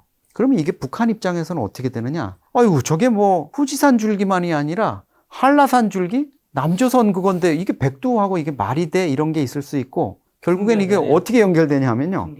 김정은의 할아버지인 김일성은 항일 빨치산 활동을 했다고 자기네들이 주장하잖아요. 그런데 그 빨치산 활동을 했던 김일성을 토벌하러 다닌 일본군의 군복을 외할아버지가 만들어준, 그런 이게 좀 말이 안 되는 상황들이 벌어지는 거죠. 그런 부분들 때문에 아마 김정은도 자기 어머니에 대한 우상화, 자기 가계에 대한 우상화 부분을 엄두를 못 내고 있고, 1월 8일이 자기 생일인데 집권 15년 차가 되는 올해 지난 1월 8일에도 생일에 대한 아무런 언급이 없어요.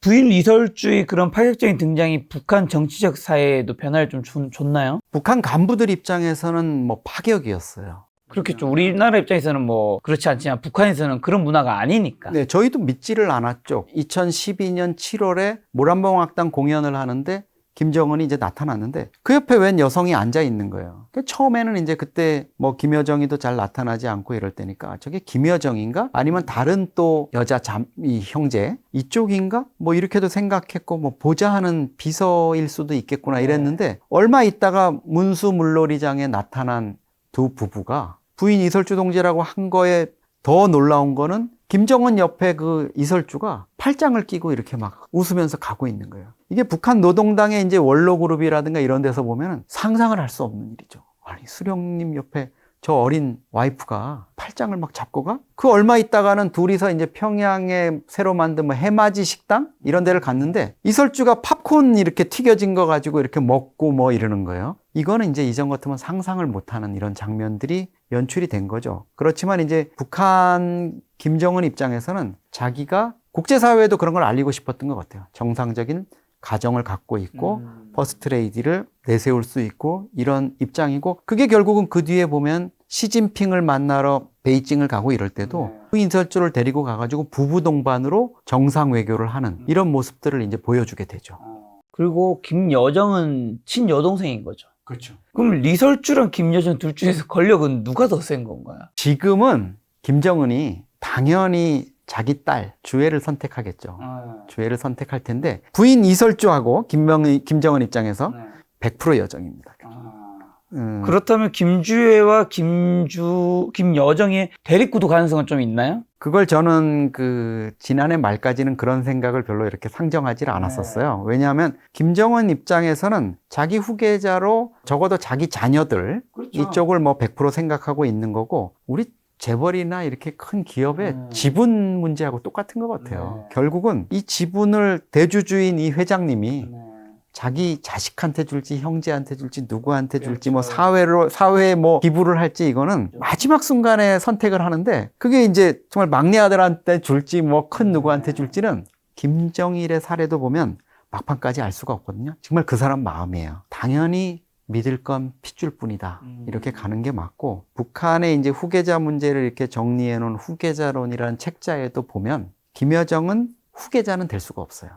거기에 보면 수령의 풍모를 뭐 그대로 닮아야 되고 여러 가지 자질을 언급해 놨는데, 거기에 결정적인 게 후계자는 수령과 대를 달리해야 한다, 이렇게 보고 있어요. 왜냐하면 비슷한 형제 사이에 만약에 후계자를 이렇게 해버리면 후계 권력이 넘어가도 얼마 있다가 또 그 문제가 봉착하잖아요. 그러니까 아예 대를 달리해야 된다, 이렇게 돼 있고, 김여정이는 그럼 뭐냐, 아직 자녀들이, 김주애나 이 자녀들이 어리다면 4대로 가는 과정에서 브릿지 역할은 할 수 있겠죠. 권력을 유지하는. 저는 이제 그래서 그 정도로 김여정의 역할이 되지 않을까 했는데, 작년 12월 31일 날 평양에 이제 우리 여의도 같은 능라도라는 섬이 있어요. 대동강에. 거기에 5월 1일 경기장이라고 한 15만 명이 들어가는 그런 스타디움이 있는데, 김정은이 거기서 이제 새해맞이 공연을 합니다. 주민들도 많이 오고 이래서. 근데 특이한 게 간부들이, 노동당의 고위 간부들, 뭐 총리니 뭐 이런 사람들이 부부 동반으로 참석을 해요. 북한에 부부 동반이란 개념이 별로 없는데, 차에서 내려가지고 탁 와가지고 또 총리 부인이랑 뭐 최고인민회의 상임위원장 부인이 부부 동반으로 이렇게 서로 얘기하고 부인들 얼굴도 비춰주고 이러는데, 그 장면이 끝난 다음에 정말 놀랄만한 영상이 하나 나와요. 김여정이가 자기 아들과 딸로 보이는 한 8살, 10살짜리 애들을 데리고 행사장으로 들어가는 장면이 나옵니다. 누구도 그게 뭐 북한도 설명 없이 그냥 쓱 지나갔지만 분명히 김여정의 아들, 딸이에요. 저는 그 영상을 보면서 김여정이 뭔가 여기에다가 이런 걸 녹여 넣은 거는 좀 의미하는 바가 있겠다. 그건 적어도 오빠의 자녀인 김주애라든가 그 애들이 어떤 문제가 생기거나 어떤 상황이 생겼을 때 결국은 그 백두혈통이라는 이런 거를 따지고 본다면 김여정의 아이들 여기도 후보군에 들어갈 수 있거든요. 그렇죠. 예, 그것도 틀림없는 뭐 그 자기들이 주장하는 백두혈통 세습으로 될 수 있으니까. 그래서 김여정이 김주애에 밀려가지고 그동안에 좀 뒤편에서 이렇게 귀퉁이에서 이렇게 머물러 있었는데 이 영상을 통해 가지고 자기가 일정한 역할을 할 수 있음을 내비친 거다. 김여정이 이제 어쨌든 이런 선전선동 분야라든가 이런 거를 다 관장을 하니까 그 장면에 굳이 자기가 애들을 데리고 나타나는 장면을 슬쩍 끼워 넣었다? 저는 말씀하신 대로 나중에 상황에 따라서 달라질 수는 있겠지만 김여정의 자녀들 그리고 김주애와 어떤 그 권력의 차지를 하는 문제를 놓고 충돌할 수 있을 가능성도 있다고 봅니다. 혹시 그 자녀들이 김정은의 숨겨진 자녀들이지 않을까요? 그럴 수도 있죠. 네. 김정은의 숨겨진 자녀들과도 어떤 그런 게 생길 수 있죠. 김정은의 지금 건강 상태 뭐 계속 안 좋다고 하는데 괜찮은지랑 김정은이 급사하게 되면 북한은 어떻게 되는 걸까요? 우리가 북한 체제의 어떤 여러 가지 좀 부정적인 요소들이 있지 않습니까? 체제 내구성을 따질 때 뭐 반체제 세력이 있느냐, 뭐 또 시민사회나 노조나 이런 것들이 야당이나 이런 것들이 존재하느냐 이럴 때 북한에서 이제 그런 부분들은 사실 가능하기 어려운 부분이 있습니다. 지금 북한 체제의 어떤 그 존속을 어렵게 하는 여러 가지 돌발 변수 중에서 저는 사실 김정은 건강이 제일 큰 변수라고 생각해요. 우리가 이제 그런 부분을 잘 얘기를 하지는 않죠. 왜냐하면 저도 사실 이제 김정은이 올해 나이 41살인데 41살 된 청년을 놓고 너 뭐 내일 죽을 거야. 너 뭐 지금 너무 패타니까 오래 못 살아. 할아버지, 아버지도 다 급성 심근경색으로 죽었으니까 너도 지금 그런 유전적 요인이 있을 거야. 이런 거 얘기하는 게 참 좀 잔인하잖아요. 어떻게 보면. 그럼에도 불구하고 그 많은 의사라든가 이런 분들이 직접적으로 진단을 하는 건 아니지만 육안으로 이렇게 관측하는 것만으로도 저게 김정은 건강이 40대니까 버티는 거다. 이렇게 얘기를 하고 있어요. 지금 보면은 김정은에 등장하는 어떤 영상이라든가 북한 매체의 영상들은 다 제대로 컨트롤되고 잘 편집된 영상이지만 김정은이 과거에 러시아에 갔을 때 열차에 내려서 한 10m 정도 걸어왔는데 러시아도 이제 언론이 통제 안 되는 부분이 있으니까요. 러시아 방송의 그 여성 기자가 갑자기 돌발적으로 카메라를 가까이 들이대고 마이크로 이제 인터뷰를 시도하잖아요. 김정은이가 숨을 못 쉬어요. 그 정도를 걸어오거든. 이러면서 그 쇳소리 나는 이런 아주 헐떡거리는 이런 숨소리가 그대로 담기거든요. 그만큼 김정은이 지금 건강에 심각한 문제가 있다고 봐야 되고 극도의 어떤 스트레스 때문에 제가 보기에는 이 담배, 줄담배 피는 거, 또 포금하는 거, 잠을 못 자는 기세가 이렇게 좀 나타나잖아요. 그런 분위기가. 김정은의 건강 문제가 저는 북한 체제의 어떤 김정은의 유고 상황이라 이런 것들에 닥친다면 그게 좀 1순위가 될 수 있을 것 같아요. 갑작스럽게 죽으면 어떻게 될까요, 북한은? 김정은 체제가 이제 그동안에 보면 김일성의 급사 상황, 94년 상황에서 우리가 북한 체제 망하는 거 아니야? 많은 전문가들이 그게 예측했죠. 김정일로 넘어갔고 김정일 사망 때도 또 김정은으로 넘어왔고 27살짜리가 제대로 통치할 수가 있을까? 이런데 지금까지 15년 동안 뭐 한미 정보당국이 판단하듯이 비교적 안정적으로 통치해 왔다 이렇게 얘기를 하는데 그런 부분들이 지금 상황에서도 가능할까? 좀 부정적인 요인도 있습니다. 적어도 애들이 한 20살 정도는 돼야지 그게 되는 거고 김여정으로의 어떤 권력 이양이라든가 이런 부분 브릿지 역할을 하는 관리자 역할을 하는 거를 북한의 이런 그 원로 세력들이 쉽게 이렇게 용인을 해줄 것인가. 그리고 북한 주민들이 무엇보다도 김일성 사망 때랑 김정일 사망 때랑 그 주민들이 받아들이는 이 정도가 다르고요. 지금은 훨씬 더 그런 세습체제에 대한 엘리트나 주민들의 반감은 좀 높아져 있다고 봐요. 김정은 체제가 지금 어떤 유고 상황에 봉착하게 된다면 김여정이 그거를 넘겨받아서 한다 이런 상황보다는 북한의 어떤 집단 지도체제 등장이라든가 군부에 의한 어떤 이런 부분들이 좀 생길 수가 있겠죠. 저 근데 이제 김정은 건강 관련해서 저 네. 한 가지 궁금한 게, 김정은이 이제 건강이 우리가 안 좋고 급사를 할 수 있다 이런 얘기가 나오는 게 사실은 술, 담배 많이 하고 있고, 네. 그 다음에 비만. 그렇죠. 그게 가장 큰 것 중에 하나잖아요. 네. 그 밖에 또 여러 가지가 있겠지만, 심근경색 같은 그런 이제 유전적인 병도 있고 한 건데, 한 가지가 좀 의문인 게, 이게 사실 우리의 좀 희망이 들어간 부분이 그렇죠. 있지 않은가. 왜냐하면, 뭐 비만이신 분들 많잖아요. 그렇죠. 제 주변에도 몸무게 100kg 나가신 분도 있고, 130kg 나가는 분도 있단 말이에요. 근데 그 사람을 보고, 너 한 몇 년 못 살겠네. 네. 이렇게 얘기는 하지 않고, 그렇죠. 그리고 그렇게 단기간에 죽지 않거든요, 보통. 그다음에 술, 담배 하는 사람 보고, 한국은 또 술에 되게 간대한 나라니까. 보면서, 10년 내에 넌 죽게. 이렇게 생각하지 않는단 말이에요. 물론, 병을 달고 살 확률은 높겠지만. 근데 또 제가 찾아보니까 김일성은 1912년에 태어나서 94년에 82년 정도 사셨던 거고, 김정일은 1942년에 태어나서 2011년에 한 70년 정도 살았던 건데, 김정은은 1984년에 태어났단 말이죠. 그리고 어쨌든 뭐 북한도 예전보다는 지금이 더 의료가 어쨌든 조금이라도 발전했을 거고, 주변 국가에 발전했기 때문에 거기에 도움도 어느 정도 받을 텐데, 김정은의 건강에 관련해서 이제 뭔가 이렇게 일찍 죽을 수 있고 급사할 수 있다 이런 얘기들이, 저도 촬영을 많이 하다 보니 느낀 게, 우리 희망이 좀 많이 들어간 부분이 있지 않나 라는 생각이 드는데, 어쨌든 김정은은 그것 외에 건강을 케어하는 뭐 의사, 간호사, 영양사, 얼마나 그런 것들이 어쨌든 세팅이 돼 있겠어요. 그러니까 이제 북한 전문 저널리스트나 연구자들이 이 부분을 분명한 변수로 언급을 하면서도 조심스러워요. 말씀하셨듯이 그 정도 체격, 그 정도 나이 되는 사람들 너무 많잖아요. 뭐 한국에도 그렇고 뭐 서구 사회는 더 그런 분들 입장 생각해서 아주 조심스러운 이런 접근을 하는데, 두 가지 측면입니다. 북한 최고 지도자에 대해서 엄청나게 집중적이고 아주 세계적 수준의 의료 지원이 이루어지고 있죠. 북한도 아무리 의료 이런 게 낙후돼 있다 그래도 최고 지도자 자기네들 뭐 그 사람 하나가 무너지면 체제가 무너지는 이런 체제니까 거기에 이제 혼신을 다하는데, 문제는 뭐냐면 시스템이 작동하기 어려운 매우 취약한 시간에 어떤 일이 발생하면 대책이 없다는 거죠. 김일성 사망 때도 정상회담을 앞두고 최초의 남북 정상회담이 그때 김영삼 대통령하고 임박해 있었으니까, 그런 스트레스 상황에서 평양에서 조금 떨어진 묘양산 별장에 가가지고 있다가 갑자기 쇼크가 왔는데, 그날 마침 폭우가 쏟아지고 이래서 응급 헬기도 뜨지를 못하고 사망했다. 이게 이제 얘기고, 2011년 12월 김정일 국방위원장이 사망할 때도 북한은 이렇게 주장하죠.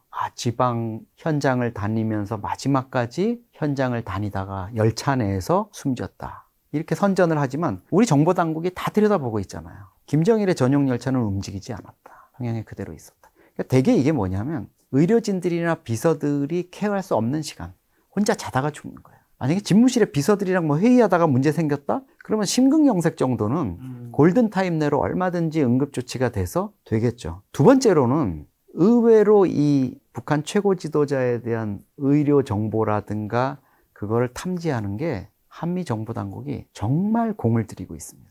김정일 같은 경우에 2011년에 숨졌는데 2008년 여름에 순환기 계통의 이상, 그러니까 스트로크가 와가지고 식물인간 상태에 빠졌잖아요. 8월에. 그러다가 이제 11월에 다시 복귀를 했어요. 2008년 11월에. 그래서 이제 돌아왔나 이랬는데, 그때 저는 이제 서울에 있는 그 CIA 한국 거점에 있는 미국 요원들을 만났는데 이런 얘기를 해요. 우리가 알고 있기로는 이번에 온 스트로크가 3번째다. 앞서 경미한 게 2번 있었다는 거죠. 몇 달 공개적으로 안 나올 때. 근데 60대 후반의 저 나이에 3번의 스트로크가 오면은 3년 내로 사망할 확률이 70%가 넘는다. 그런 얘기를 했어요. 근데 정확히 3년 1개월 만에 심근경색으로 사망을 했잖아요. 저는 지금 나오고 있는 어떤 김정은의 건강과 관련한 것들이 한국이나 뭐 그 국제사회에서 호사가들이 그냥 만들어낸 게 아니라 나름대로 그 정보기관들이 고도의 정보를 통해서, 과거에 보면 김정일이 그 문제가 생겼을 때 당시에 이제 김정일의 장남이었던 김정남이 프랑스의 그 과거에 김정일을 치료했던 뇌 치료하는 의사한테 뇌 CT 찍은 걸 가가지고 제출을 하고 진단을 받아가지고 평양으로 돌아갔잖아요. 그런 장면을 이제 그때 정보기관이 했는데, 나왔던 그 의료 기록을 CIA가 입수를 한 거잖아요. 그걸 또 분석을 했던 걸로 제가 알고 있거든요. 그만큼 이제 뭐 의료 정보라는 게 사실 절대 유출되면 안 되는 거지만 이 뭐 정보 전쟁에서 그런 거 얻어내는 건 뭐 일도 아니겠죠. 그러니까 지금 나오는 김정은의 건강과 관련한 것들이 말씀하신 게 타당한 부분이 틀림없이 있어요. 우리가 뭐 제목 곧 죽을 거야 맨날 사망설 나오고 뭐 이런 데 건재하고 북한 관련해서 사실 기사를 쓰던 뭐 방송을 하던 제일 조심스러운 게 뭐 누가 죽었다 사망설 나중에 다시 살아나오는 경우가 많거든요. 그런 부분을 분명히 신중하게 접근해야 되는 건 맞는데 적어도 지금 김정은의 건강과 관련해서 우리가 주목해야 할 시리어스한 상황이 전개되고 있는 거는 맞지 않느냐 이런 얘기는 좀 가능할 것 같습니다. 김정은 생전에 북한 체제 붕괴 가능성이나 쿠데타 발생 가능성은 있을까요? 거의 없겠죠, 사실. 저는 좀 쉽지 않다고 봅니다. 80년 동안 유지해 오면서 그 유일 지배 체제 그런 것들을 어떤 이렇게 지키기 위한 그 시스템이라는 게 너무 정교하게 유지돼 왔고 김정은을 적어도 뭐 위해를 가하고 어떤 시해를 하거나 유고 상황에 빠지게 하려면 그런 어떤 집단적인 그게 있어야 되고 총기류라든가 어떤 폭발물이라든가 이런 것들이 유통이 될 수 있고 확보가 될 수 있고 외부로부터라도 좀 반입될 수 있고 이래야 되는데 그게 현실적으로 불가능하죠. 그리고 너무나 촘촘하게 이렇게 상호 감시 체계라든가 그런 것들을 보고하는 이런 체제가 있어서 아주 특별한 상황이 아니면 제가 지금까지 뭐 30년 넘게 북한 분야를 취재해 오면서 여러 가지 뭐 군부에 어디 쿠데타가 있었다든가 김정일, 김일성, 김정은을 시해하려는 어떤 시도가 있었다, 뭐 총격이 있었다 이런 얘기가 있었는데 그런 부분과 관련해서 사실로 밝혀진 경우는 거의 없습니다. 자, 북한 붕괴 시에 중국, 러시아가 벌일 소름 돋는 영토 계획이 있다고 하는데 중국, 러시아가 같이 북한으로 밀고 내려온다는 얘기가 있습니다. 이게 정말인가요? 한반도 유사시 상황에서 기본적으로 우리의 희망적인 상황은 이거죠. 한미연합전력이 북측으로 진지해서 거기에 이제 우리 통일부 장관을 책임자로 하는 자유와 행정본부라는 이런 조직을 만들게 돼 있어요. 일종의 이제 총독 제도죠. 그런 것들을 통해 가지고 북한 지역을 통치하고 무장을 해제하고 북한 체제가 이제 우리 자유민주 체제로 전환될 수 있게 한다. 이거는 이제 우리의 희망사항이에요. 중국은 당연히 자기네들이 북한의 제일 후견국이라고 생각을 하고 어떤 식으로든지 이제 개입을 할 겁니다. 개입할 수 있는 루트가 너무 많죠. 뭐 단둥, 신의주 라인도 있고 여러 가지 라인이 있는데 또 북한 내에 사실은 친중 세력들이 적지 않기 때문에 군부나. 근데 이제 최근 들어서 제가 걱정스러운 거는 러시아의 부상입니다. 북한군의 우크라이나전 파병이 여기에 이제 결정적인 요인이 되고 있어요. 작년 6월에 평양 북러 정상회담에서 김정은과 푸틴이 신조약, 포괄적 전략 동반자 관계를 서명했는데 이게 뭐 상호 방위 조약 이런 성격도 있고 이렇지만은 기본적으로 핵심은 서로 어떤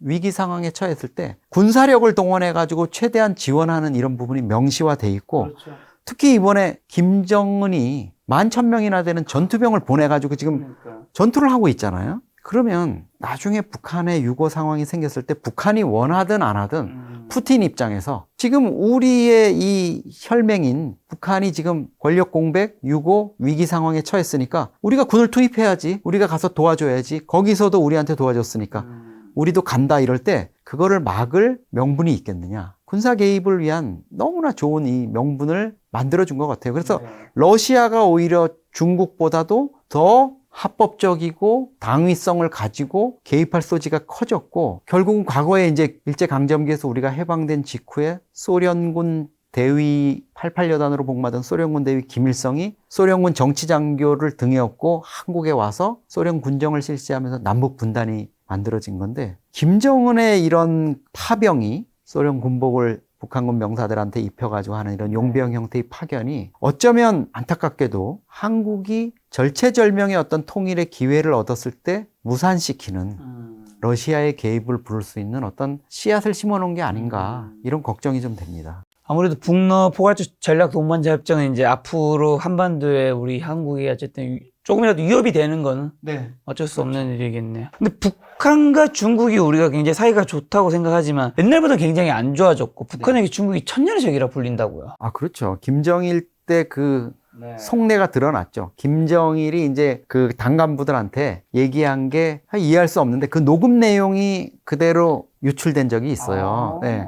거기에 보면 김정일이 당간부들한테 중국을 믿지 마라 이러면서 돼지라고 표현을 하잖아요. 중국에 의존하고 여러 가지 그 생존, 체제 생존을 위해서 후견인 역할을 맡기고 이러지만은 김정은 입장에서도 거기에 이제 예속되기는 싫은 거죠. 그리고 지금 상황에서 이제 그동안에 중국에 대한 서운함, 어떤 이런 것들도 있었던 것 같아요. 과거에 유엔 대북제재 결의에 중국이 동참했을 때 북한이 관영 매체를 통해 가지고 공개적으로 한반도 이 상황에 대해서 책임 있는 일원국인 중국이라고 표현은 안 했지만 대북제재 노름에 가담하는 이런 뭐 몰상식한 행동을 하고 있다. 이렇게 중국의 그 아마 지도부가 깜짝 놀랐을 거예요. 그리고 지금 벌어지고 있는 북러 밀착이라든가 또 김정은이 노골적으로 지금 중국을 무시하잖아요. 노동신문의 신년에 시진핑이가 보낸 연하장은 저 귀퉁이 어디 동남아 국가들하고 같이 거론하면서 푸틴이 보내온 연하장은 크게 일면에 이렇게 톱으로 모셔가지고 북한 외교관들이 공개적으로 자기들의 그 최고 우방이 러시아라는 식으로 외무상 최선이나 이런 사람들이 뭐 그 푸틴 만났을 때도 그렇게 얘기를 하잖아요. 중국 지도부는 아마 지금 상당히 불쾌할 거고 시진핑도 지금 김정은이라든가 평양 지도부에 대해서 요것 봐라 이런 느낌을 갖고 있을 거예요. 언젠간 한번 너희들을 한번 내가 조련을 해야 되겠구나. 또 한동안 좀 매를 못 맞더니 너희가 좀 정신을 못 차렸구나. 이런 생각을 하고 있을 겁니다. 그러니까 북러에 대해서 뭐 김정은이 다 좋지 않은 생각을 갖고 있는 거는 맞는 것 같은데 그때그때 자기네들의 어떤 전략적, 전술적 이해관계에 따라서 지금은 이제 러시아 쪽으로 좀 달려가 있는 이런 상황입니다. 자, 2025년인 지금 북한 경제는 지금 어떤 상황이고 북한 경제의 가장 큰 문제점은 뭔가요? 역시 뭐 사회주의 그 집단 경제 체제, 계획 경제 그거죠. 기본적으로는 개인의 어떤 그 생산 능력이라든가 생산성 또 자본주의적인 어떤 욕망 이런 것들을 짓누르고 집단 체제를 어떤 하는 거에 이런 부분이 가장 크고 사실은 직접적인 원인은 김정은 체제 들어와서 15년 동안 그게 더 심화됐지만 북한 경제에 북한의 어떤 내부적인 경제적인 역량의 대부분을 핵이나 미사일이나 다른 군사적인 분야에 쏟아 부음으로써 이제 문제가 발생된 거라고 볼 수 있습니다. 그러니까 우리 같은 경우에는 과거에 베트남 파병을 우리도 했지 않습니까? 그때도 전투병 파병이었고 64년 9월에 파병을 해서 한 30만 명 정도가 연인원이 갔어요. 많은 사람이 우리도 죽었죠. 한 5천 명 정도가 그때 사망을 했습니다. 근데 그 64년 9월 파병은 결국은 그 당시에 우리가 많은 희생이 있었지만 군인들이 거기서 미군으로부터 전투수당이라든가 이런 걸 받은 돈들 그리고 우리 한진이라든가 현대라든가 이런 것들이 거기 가가지고 물류, 수송이라든가 아니면 장비 또 도로를 닦고 뭐 이런 것들을 하면서 벌어들인 막대한 외화가 우리 산업화의 어떤 종잣돈이 됐잖아요. 근데 북한은 지금 예를 들어서 우크라이나를 통해서 뭐 돈을 번다, 뭐 여러 가지 가발이나 이런 것들을 요즘 많이 수출해가지고 돈을 벌어들인다는데 그런 임가공을 통한 거, 심지어 뭐 요즘 문제가 되고 있는 국제 전산망에서 해킹을 한다거나 아니면 코인을 탈취해가지고 벌어들인 돈 이런 것까지도 김정은의 어떤 통치자금으로 들어가가지고 그쪽에만 지금 투입이 되고 있는 거죠. 미래가 없다고 볼 수 있습니다. 그게 제일 큰 문제인 것 같아요. 김정은만 잘 먹고 잘 사는.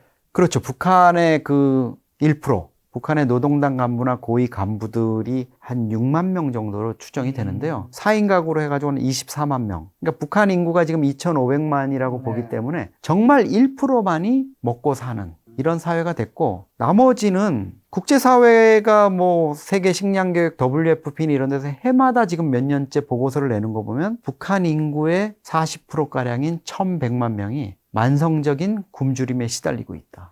이렇게 나오거든요. 이게 칼로리 통치예요. 배고픈 그 식량을 주고 안 주고 이런 걸 통해 가지고 복종을 체제 순응을 유도하는 거고 참 비극적인 얘기인데 제가 어떤 자료를 보니까 조선시대에 우리가 노비제도 있지 않습니까? 시작할 때는 노비가 한 7%, 조선 초에는 7%, 10%였는데 정점으로 후반기로 가면서 조선시대 인구 1,000만 명 중에서 40%인 400만 명이 노비였다는 거예요. 지금 북한의 40%가 만성적인 이런 거에 시달린다? 북한 주민들, 탈북자들 얘기 들어보면 정말 노비만도 못한 삶을 살고 있다 이런 고통을 호소하는데 세계 역사를 봐도 정복을 통해서 이민족을 지배해가지고 노예로 삼거나 아니면 노예를 이렇게 사와가지고 지배를 하거나 이런 경우는 있는데 조선시대처럼 같은 민족을 이렇게 노비로 해가지고 이렇게 많은 인원을 이렇게 한 게 드물다 그래요. 근데 저는 그런 참상이 반인도적이고 반인권적인 게 지금 이 시간 북한에서 벌어지고 있는 것 아니냐. 그럼 북한 주민들에게는 대부분에게는 충분한 식량도 없고 건강도 좀 많이 좋지 않은 편이겠네요. 그렇죠. 지금 북한 주민들 평균 수명이 우리 기대 여명이라고 요즘은 합니다만은 13년 정도가 차이가 나요. 네, 그리고 북한 주민하고 우리하고 키 차이를 봐도 11cm 평균 신장이 뭐 이렇게 차이가 난다고 하지 않습니까? 심하게 말하면 남북한이 80년 분단을 겪으면서 올해가 이제 분단 80년입니다만 인종이 달라졌다. 정말 뭐 김정은이 우리 다른 민족이다 이렇게 얘기하듯이 인종이 달라진 거예요. 북한 지금 탈북민들이나 이런 분들 이렇게 보면은 정말 북한에서 그 굶주리고 이랬던 얘기들 하는 거 보면 좀 믿기지가 않죠. 어떻게 그런 일이 벌어질 수 있어 이렇게 하는데 한 명이 그렇게 얘기하고 몇 명이 얘기하면 그건 거짓말일 수 있죠. 근데 3만 명, 3만 3천 명이 똑같은 얘기를 한다면 뭐 이거를 한번 좀 생각해 봐야 되는 문제죠. 그럼 북한 주민들은 이동이나 거주 자유라든가 문화생활 같은 게 거의 없겠네요. 그게 있다고 볼 수가 없죠. 문화라는 게 결국은 왜 한류 문화, K-드라마, K-팝에 북한 청소년, 청년층, MZ세대들이 특히 열광을 하겠습니까? 북한 TV 지금 우리가 보는 거 금지하고 있는데 개방하자. 일반 주민들도 볼 수 있게. 근데 보려면 이제 한 100만 원 정도 위성 TV 달고 이러면 볼 수 있거든요. 보는 거 지금 불법이 아니에요. 사실은 그 내용을 가지고 뭐 전파하거나 이적 행위를 하면 문제지만 보는 거는 문제가 아닌데 그 돈을 들여가지고 TV를 한다. 저는 뭐 직업상 어쩔 수 없이 보지만 한 일주일 정도 보시면 아마 다들 넌덜머리를 내실 거예요. 드라마도 맨날 똑같은 그런 레파토리로 하고 이러니까 사실은 뭐 이동과 관련한 부분은 너무나 잘 아실 거예요. 평양에 한번 가려면 일반 주민들은 엄두도 못 내고 평양에 가는 게 포상이잖아요. 포상. 김정은이 평양에 한번 지방 사람들 대표자들 불러가지고 밥 먹이고 사진 찍으면 이게 엄청난 영광으로 알고 있는 이런 부분이고 자유? 글쎄요. 북한 주민들의 자유 중에서 제가 가장 떠오르는 거는 이제 최고위층이었던 탈북망명하신 황장엽 전 노동당 비서 지금 돌아가셨지만 그분이 이제 했던 얘기가 생각이 나요. 최고위층인 자기조차도 주말마다 그 생활총알하는 것 때문에 너무 힘들었다는 거예요. 북한은 아직도 주 6일째 근무를 합니다. 토요일도 이제 근무를 하는데 우리 옛날 하듯이 토요일 날은 아침 9시부터 점심때까지 한 서너 시간 직장, 공장, 기업소, 협동농장, 뭐 인민반 단위로 총알을 하는 거예요. 그러면 이렇게 강당에 모이든 뭐 이런 사무실에 모이든 해가지고 일주일의 생활을 총화하는 거예요. 반성하고 비판하는 겁니다. 결산하는 건데 그게 그냥 단순히 뭐 누가 잘못했다 뭐 우리 인사 곶감 매기듯이 이러는 게 아니라 그 자리에서 면전에서 서로 상호 비판을 하는 거예요. 아무개 동무는 우리 수령님 초상화를 강당에 모셔놨는데 거기 먼지가 앉았는데 제대로 닦지도 않고 지나쳤습니다. 뭐 동상에 새가 날아가다가 새똥이 이렇게 앉았는데 그거를 즉각 보고 안 하고 지나쳤습니다. 이렇게 하고 책벌로 뭐를 받을 것인가 이런 것들을 하고 또 심하면은 노동 단련형, 우리로 말하면 징역형을 받거나 정치범 수용소로 가는 이런 고발 체제가 이루어지니까 황 비서가 얘기하기를 그게 있으니까 숨을 못 쉰다는 거야. 물 한 모금 좀 먹으려다가도 이게 또 나중에 또 문제가 될 수 있겠구나. 이런 사람이 이제 소극적이고 체제 순응형이 된다는 거죠. 그럼 북한에서는 사생활 보호받을 권리 같은 것도 많지 않겠네요. 그냥 들이닥치는 거죠. 뭐 이런 압수수색 뭐 이런 거 영장 이런 거 요구했다가는 이제 두드려 맞는 거죠. 우리도 과거에 뭐 권위주의 정부 시대 또 군사 정권 시대에 제가 이제 학교 다닐 때만 해도 대학 앞에서 경찰이나 그 당시 전투 경찰이라는 사람들이 이렇게 학교 드나드는 학생들을 심지어 여학생들 핸드백까지도 다 이렇게 털어가지고 검사를 했어요. 그러니까 그것만 해도 정말 개인의 사생활이라든가 이런 것들을 요즘 아마 그 젊은 세대들이 보면 말도 안 되는 거라고 이렇게 그 분노를 할 텐데 그런 것들이 일상화돼 있고 어디로 끌려가는지도 모르고 온 가족이 그 가족까지 연대 책임을 물어서 하루아침에 사라져도 이게 왜 이런가 어디로 갔는가 이런 거를 묻지도 못하는 거 아닙니까? 그런 좀 폭압적인 상황이 벌어지고 있다. 우리가 상상하는 것 이상으로 제가 얘기를 들어보면 기본권이라든가 뭐 거주 이동의 자유, 문화를 향유한다든가 이런 것들은 상상을 하기 어렵죠. 자, 방금 전에 이제 한국에 있는 탈북민 한 3만 명 정도 된다고 말씀해 네. 주셨는데, 요즘에는 이제 그 탈북민들이 책도 내시지만 유튜브에도 굉장히 많이 출연하시잖아요. 그렇죠. 네. 근데 그 탈북민 분들이 말이 본인은 다 솔직하게 말씀하시더라도 이 개인의 경험이 전체의 사실은 아닐 수도 있잖아요. 그럼요. 한국에 오신 북한 분들의 말들 중에서 좀 어떤 거는 가려 들어야 될까요? 이런 거죠. 뭐 어떤 특정 지역을 말씀드리는 게 아니라 네. 제가 이제 강원도 출신이니까 네. 강원도 어디 저기 산골에서 이렇게 농사 짓던 분이 갑자기 어느 날 야, 그 뭐 대통령실에 말이야 내가 뭐 구조를 알고 거기에 실세가 누구고 거기가 뭐 어떤 관계고 이런 얘기를 한다면 이게 좀 맞나 하고 검증을 우리가 해봐야 되잖아요. 그렇죠. 마찬가지죠. 북한에 예를 들어서 함경북도나 뭐 저쪽 백두산 있는 양강도에 살던 어떤 젊은 탈북자가 와가지고 여기서 유튜브를 하는데 김정은이 뭐 이설주하고 뭐 때문에 뭐 김여정이하고 어떤 권력 갈등이 있고 이런 얘기를 한다면 그게 본인의 어떤 경험이나 체험에 의해서 했다기보다는 자기도 적어도 등문을 했을 거라는 게 이런 추정이 가능할 거고 더더군다나 북한에서 그런 얘기를 들었을 것이라고는 상상하기가 어렵거든요. 과거에 이제 이런 사례가 있었어요. 정주영 그 현대 명예회장 돌아가신 정주영 회장이 북한 강원도 통천 사람이지 않습니까? 소를 훔쳐서 이제 한국에 와서 그 큰 부를 일궜는데 어느 날 고향 통천에 사는 정주영 회장의 이제 조카라는 분이 한국으로 망명을 했어요. 그래서 이제 뭐 해가지고 너무 잘하는 거예요. 가족 관계도 잘 알고 뭐 누구는 어떻게 살고 뭐. 그래서 이제 정주영 회장 측에서 집도 마련해주고 차도 가지고 잘 살았어요. 근데 이제 나중에 그 정주영 회장이 이제 고향 통천을 방문하고 뭐 이랬지 않습니까? 그 친구의 신원이 드러났어요. 강원도 통천에 거기를 이제 오가던 시외버스의 차장이었어요. 버스 안내양. 그 통천 사람들 사이에서 전설처럼 내려오는 정주영 회장에 대한 많은 얘기를 듣고 정주영 회장의 제북 가족에 대한 이런 정보. 또 본인이 중국에 탈북해 나와 있으면서 남쪽에서 뭐 잡지나 이런 데 나온 정주영 회장에 대한 걸 다 머릿속에 넣어가지고 철저하게 연기를 했던 거죠. 극단적인 사례인데 탈북자분들 가운데 이제 그런 거짓된 경험이나 본인이 한국에 와서 혹은 중국 체류 기간에 자기도 이제 등문한 사후에 학습된 내용을 가지고 북한 체제의 실상이라고 얘기하는 이런 경우가 다는 아니지만 상당 부분 있었고 그게 언론 인터뷰뿐만 아니라 뭐 본인이 하는 유튜브라든가 이런 거를 통해서 과장되게 나오고 있고 지금도 보면 제가 보면은 뭐 명백하게 이거는 사실이 아닌데 얘기가 되는 부분이 있습니다. 그런 부분들이 이제 좀 가려져야 되는데 최근 들어와서는 사실 좀 긍정적인 부분도 있어요. 예를 들면 이런 겁니다. 우크라이나 군 병사가 품에 가지고 있었다는 뭐 편지 이런 것들이 젤렌스키 대통령이 이거 봐라 북한이 이렇다 이래가지고 공개를 하는데 우리 언론에서도 다 사실인 것처럼 보도를 했는데 북한에서 군 생활을 하거나 또 거기 사정을 누구보다 잘 아는 그 주민들 탈북민들은 단박에 보고 가짜인 걸 아는 거죠. 어떤 부분이 조작돼 있다는 거. 생일 축하 편지를 동료들한테 동료 거를 이렇게 친구 거를 안고 있었는데 왜 이게 가짜일 수밖에 없는지 이런 표현들. 이거 북한에서 안 쓰는 표현이다. 그런 부분은 또 북한의 거짓 정보를 이렇게 걸러주는 순기능도 있다는 점은 또 염두에 두시는 게 좋을 것 같습니다. 그렇죠. 사실과 거짓 그런 것들이 섞여 있으니까 우리가 좀 잘 가려들어야 되는 부분이 있겠네요. 자, 마지막 북한 정권이 무너지면 요즘에는 한반도에 혼란이 오기 때문에 지금처럼 그냥 북한 정권 유지되는 게 낫다는 의견이 점차 많아지고 있습니다.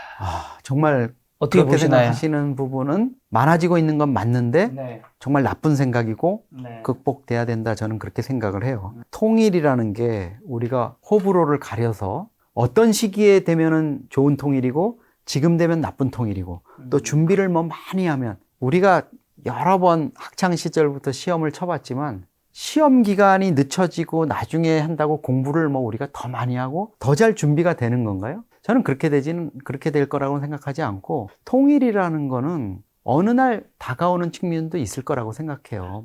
많은 준비가 돼서 뭐 어느 시간 된다는 게. 그래서 독일 통일 과정에서도 그 많은 분들이 우리가 좀 한국 통일의 교훈을 달라 이러면 이 행운의 신이라는 거는 뒷머리가 없다. 이런 얘기를 많이 해요. 그게 무슨 얘기냐고 물어봤더니 행운의 신은 살짝 이래 문틈이 벌어진 사이로 슬쩍 다가간다는 거예요. 그러니까 그걸 잡으려면 미리 준비하고 있다가 딱 갈 때 이렇게 탁 잡아야지 간 뒤에 뭐 뒷머리를 잡으려고 그러면 놓친다는 거예요, 100번. 우리가 지금 이제 통일에 대해서 좀 여러 가지 뭐 준비를 해야 된다 이런 여론은 있지만 또 당장 통일이 되는 게 부담이 된다 이런 분들도 있는데 지금 이 서울에서 한국에서 얼마 멀지 않은 곳에서 절반에 가까운 사람들이 굶주리고 여러 가지 폭압적인 그런 상황에서 좀 고통을 받고 있고 특히 안쓰러운 거는 그 젊은 병사들 네. 여기 있었으면 한창 공부를 하거나 그렇죠. 부모 품에서 이렇게 사랑을 받아야 될 그 젊은 친구들이 영문도 모르고 지금 우크라이나 그 동토의 땅에 가가지고 정말 그 잔혹한 죽음을 당해야 되는 이런 상황들 이런 것들을 그대로 방치할 건가 저는 좀 그 우리가 되게 이중적이고 분열적인 이런 사고에 사로잡혀 있다고 생각해요. 주변에 뭐 안타까운 죽음이라든가 이런 참사를 보면서는 그렇게 분노하고 뭐 그걸 바로잡으려 그러면서도 또 우리가 북한의 폭압적인 것과는 비교는 안 되지만 불과 얼마 전에 우리가 권위주의적인 정권을 또 겪고 이랬잖아요. 그런 것들의 이런 참상이라든가 폐해를 너무도 잘 알고 있으면 지금은 이제 북한 상황에 대해서 우리가 분노도 해야 되고 그걸 어떻게 바꿀 수 있는 상황을 모색도 해야 되고 바람직한 통일을 끊임없이 저는 모색을 하고 추구를 해야 된다고 보거든요. 이대로 방치해 놓으면은 이런 고통들이 계속될 거고 통일이 이루어지지 않으면 대한민국이라는 게 북한이라는 이 반도라는 게 결국은 육지하고 연결돼 있어야 반도잖아요. 근데 이거는 북한 휴전선에 가로막힌 사실 대한민국이 섬나라거든요, 지금은. 장기적인 통일 한반도의 어떤 그런 실현이 없이는 대한민국이 더 이상 성장하고 이러는 것도 저는 일정한 한계가 있을 거라고 봅니다.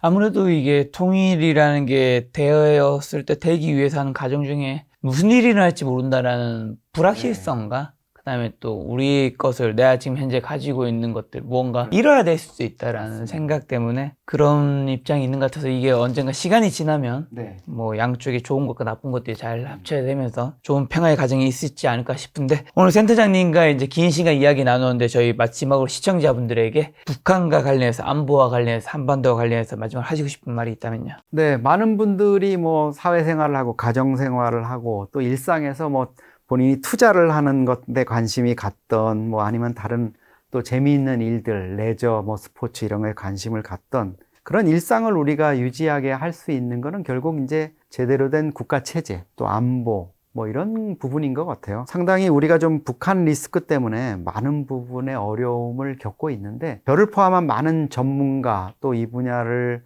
또 담당하는 저널리스트라든가 연구자들 이런 사람들이 많은 노력을 하고 있습니다. 여러분들 모두가 북한 전문가가 될 필요는 없겠지만 통일 한반도가 가져올 통일 미래가 가져올 어떤 무한한 가능성 이런 부분들에 대해서 제가 정말 분명하다고 이렇게 말씀을 드릴 테니까 많이 관심을 갖고 또 성원을 하고 참여해 주시고 이랬으면 좋겠습니다. 네, 다음번에 또 북한 관련된 콘텐츠 센터장님과 잘 한번 만들어 보도록 하겠습니다. 오늘 만남의 손님은 이용유 센터장님이었습니다. 지금까지 여러분 소중한 시간 함께 해주셔서 정말 감사합니다. 오늘도 김 작가였습니다. 고생 많으셨습니다. 네, 감사합니다.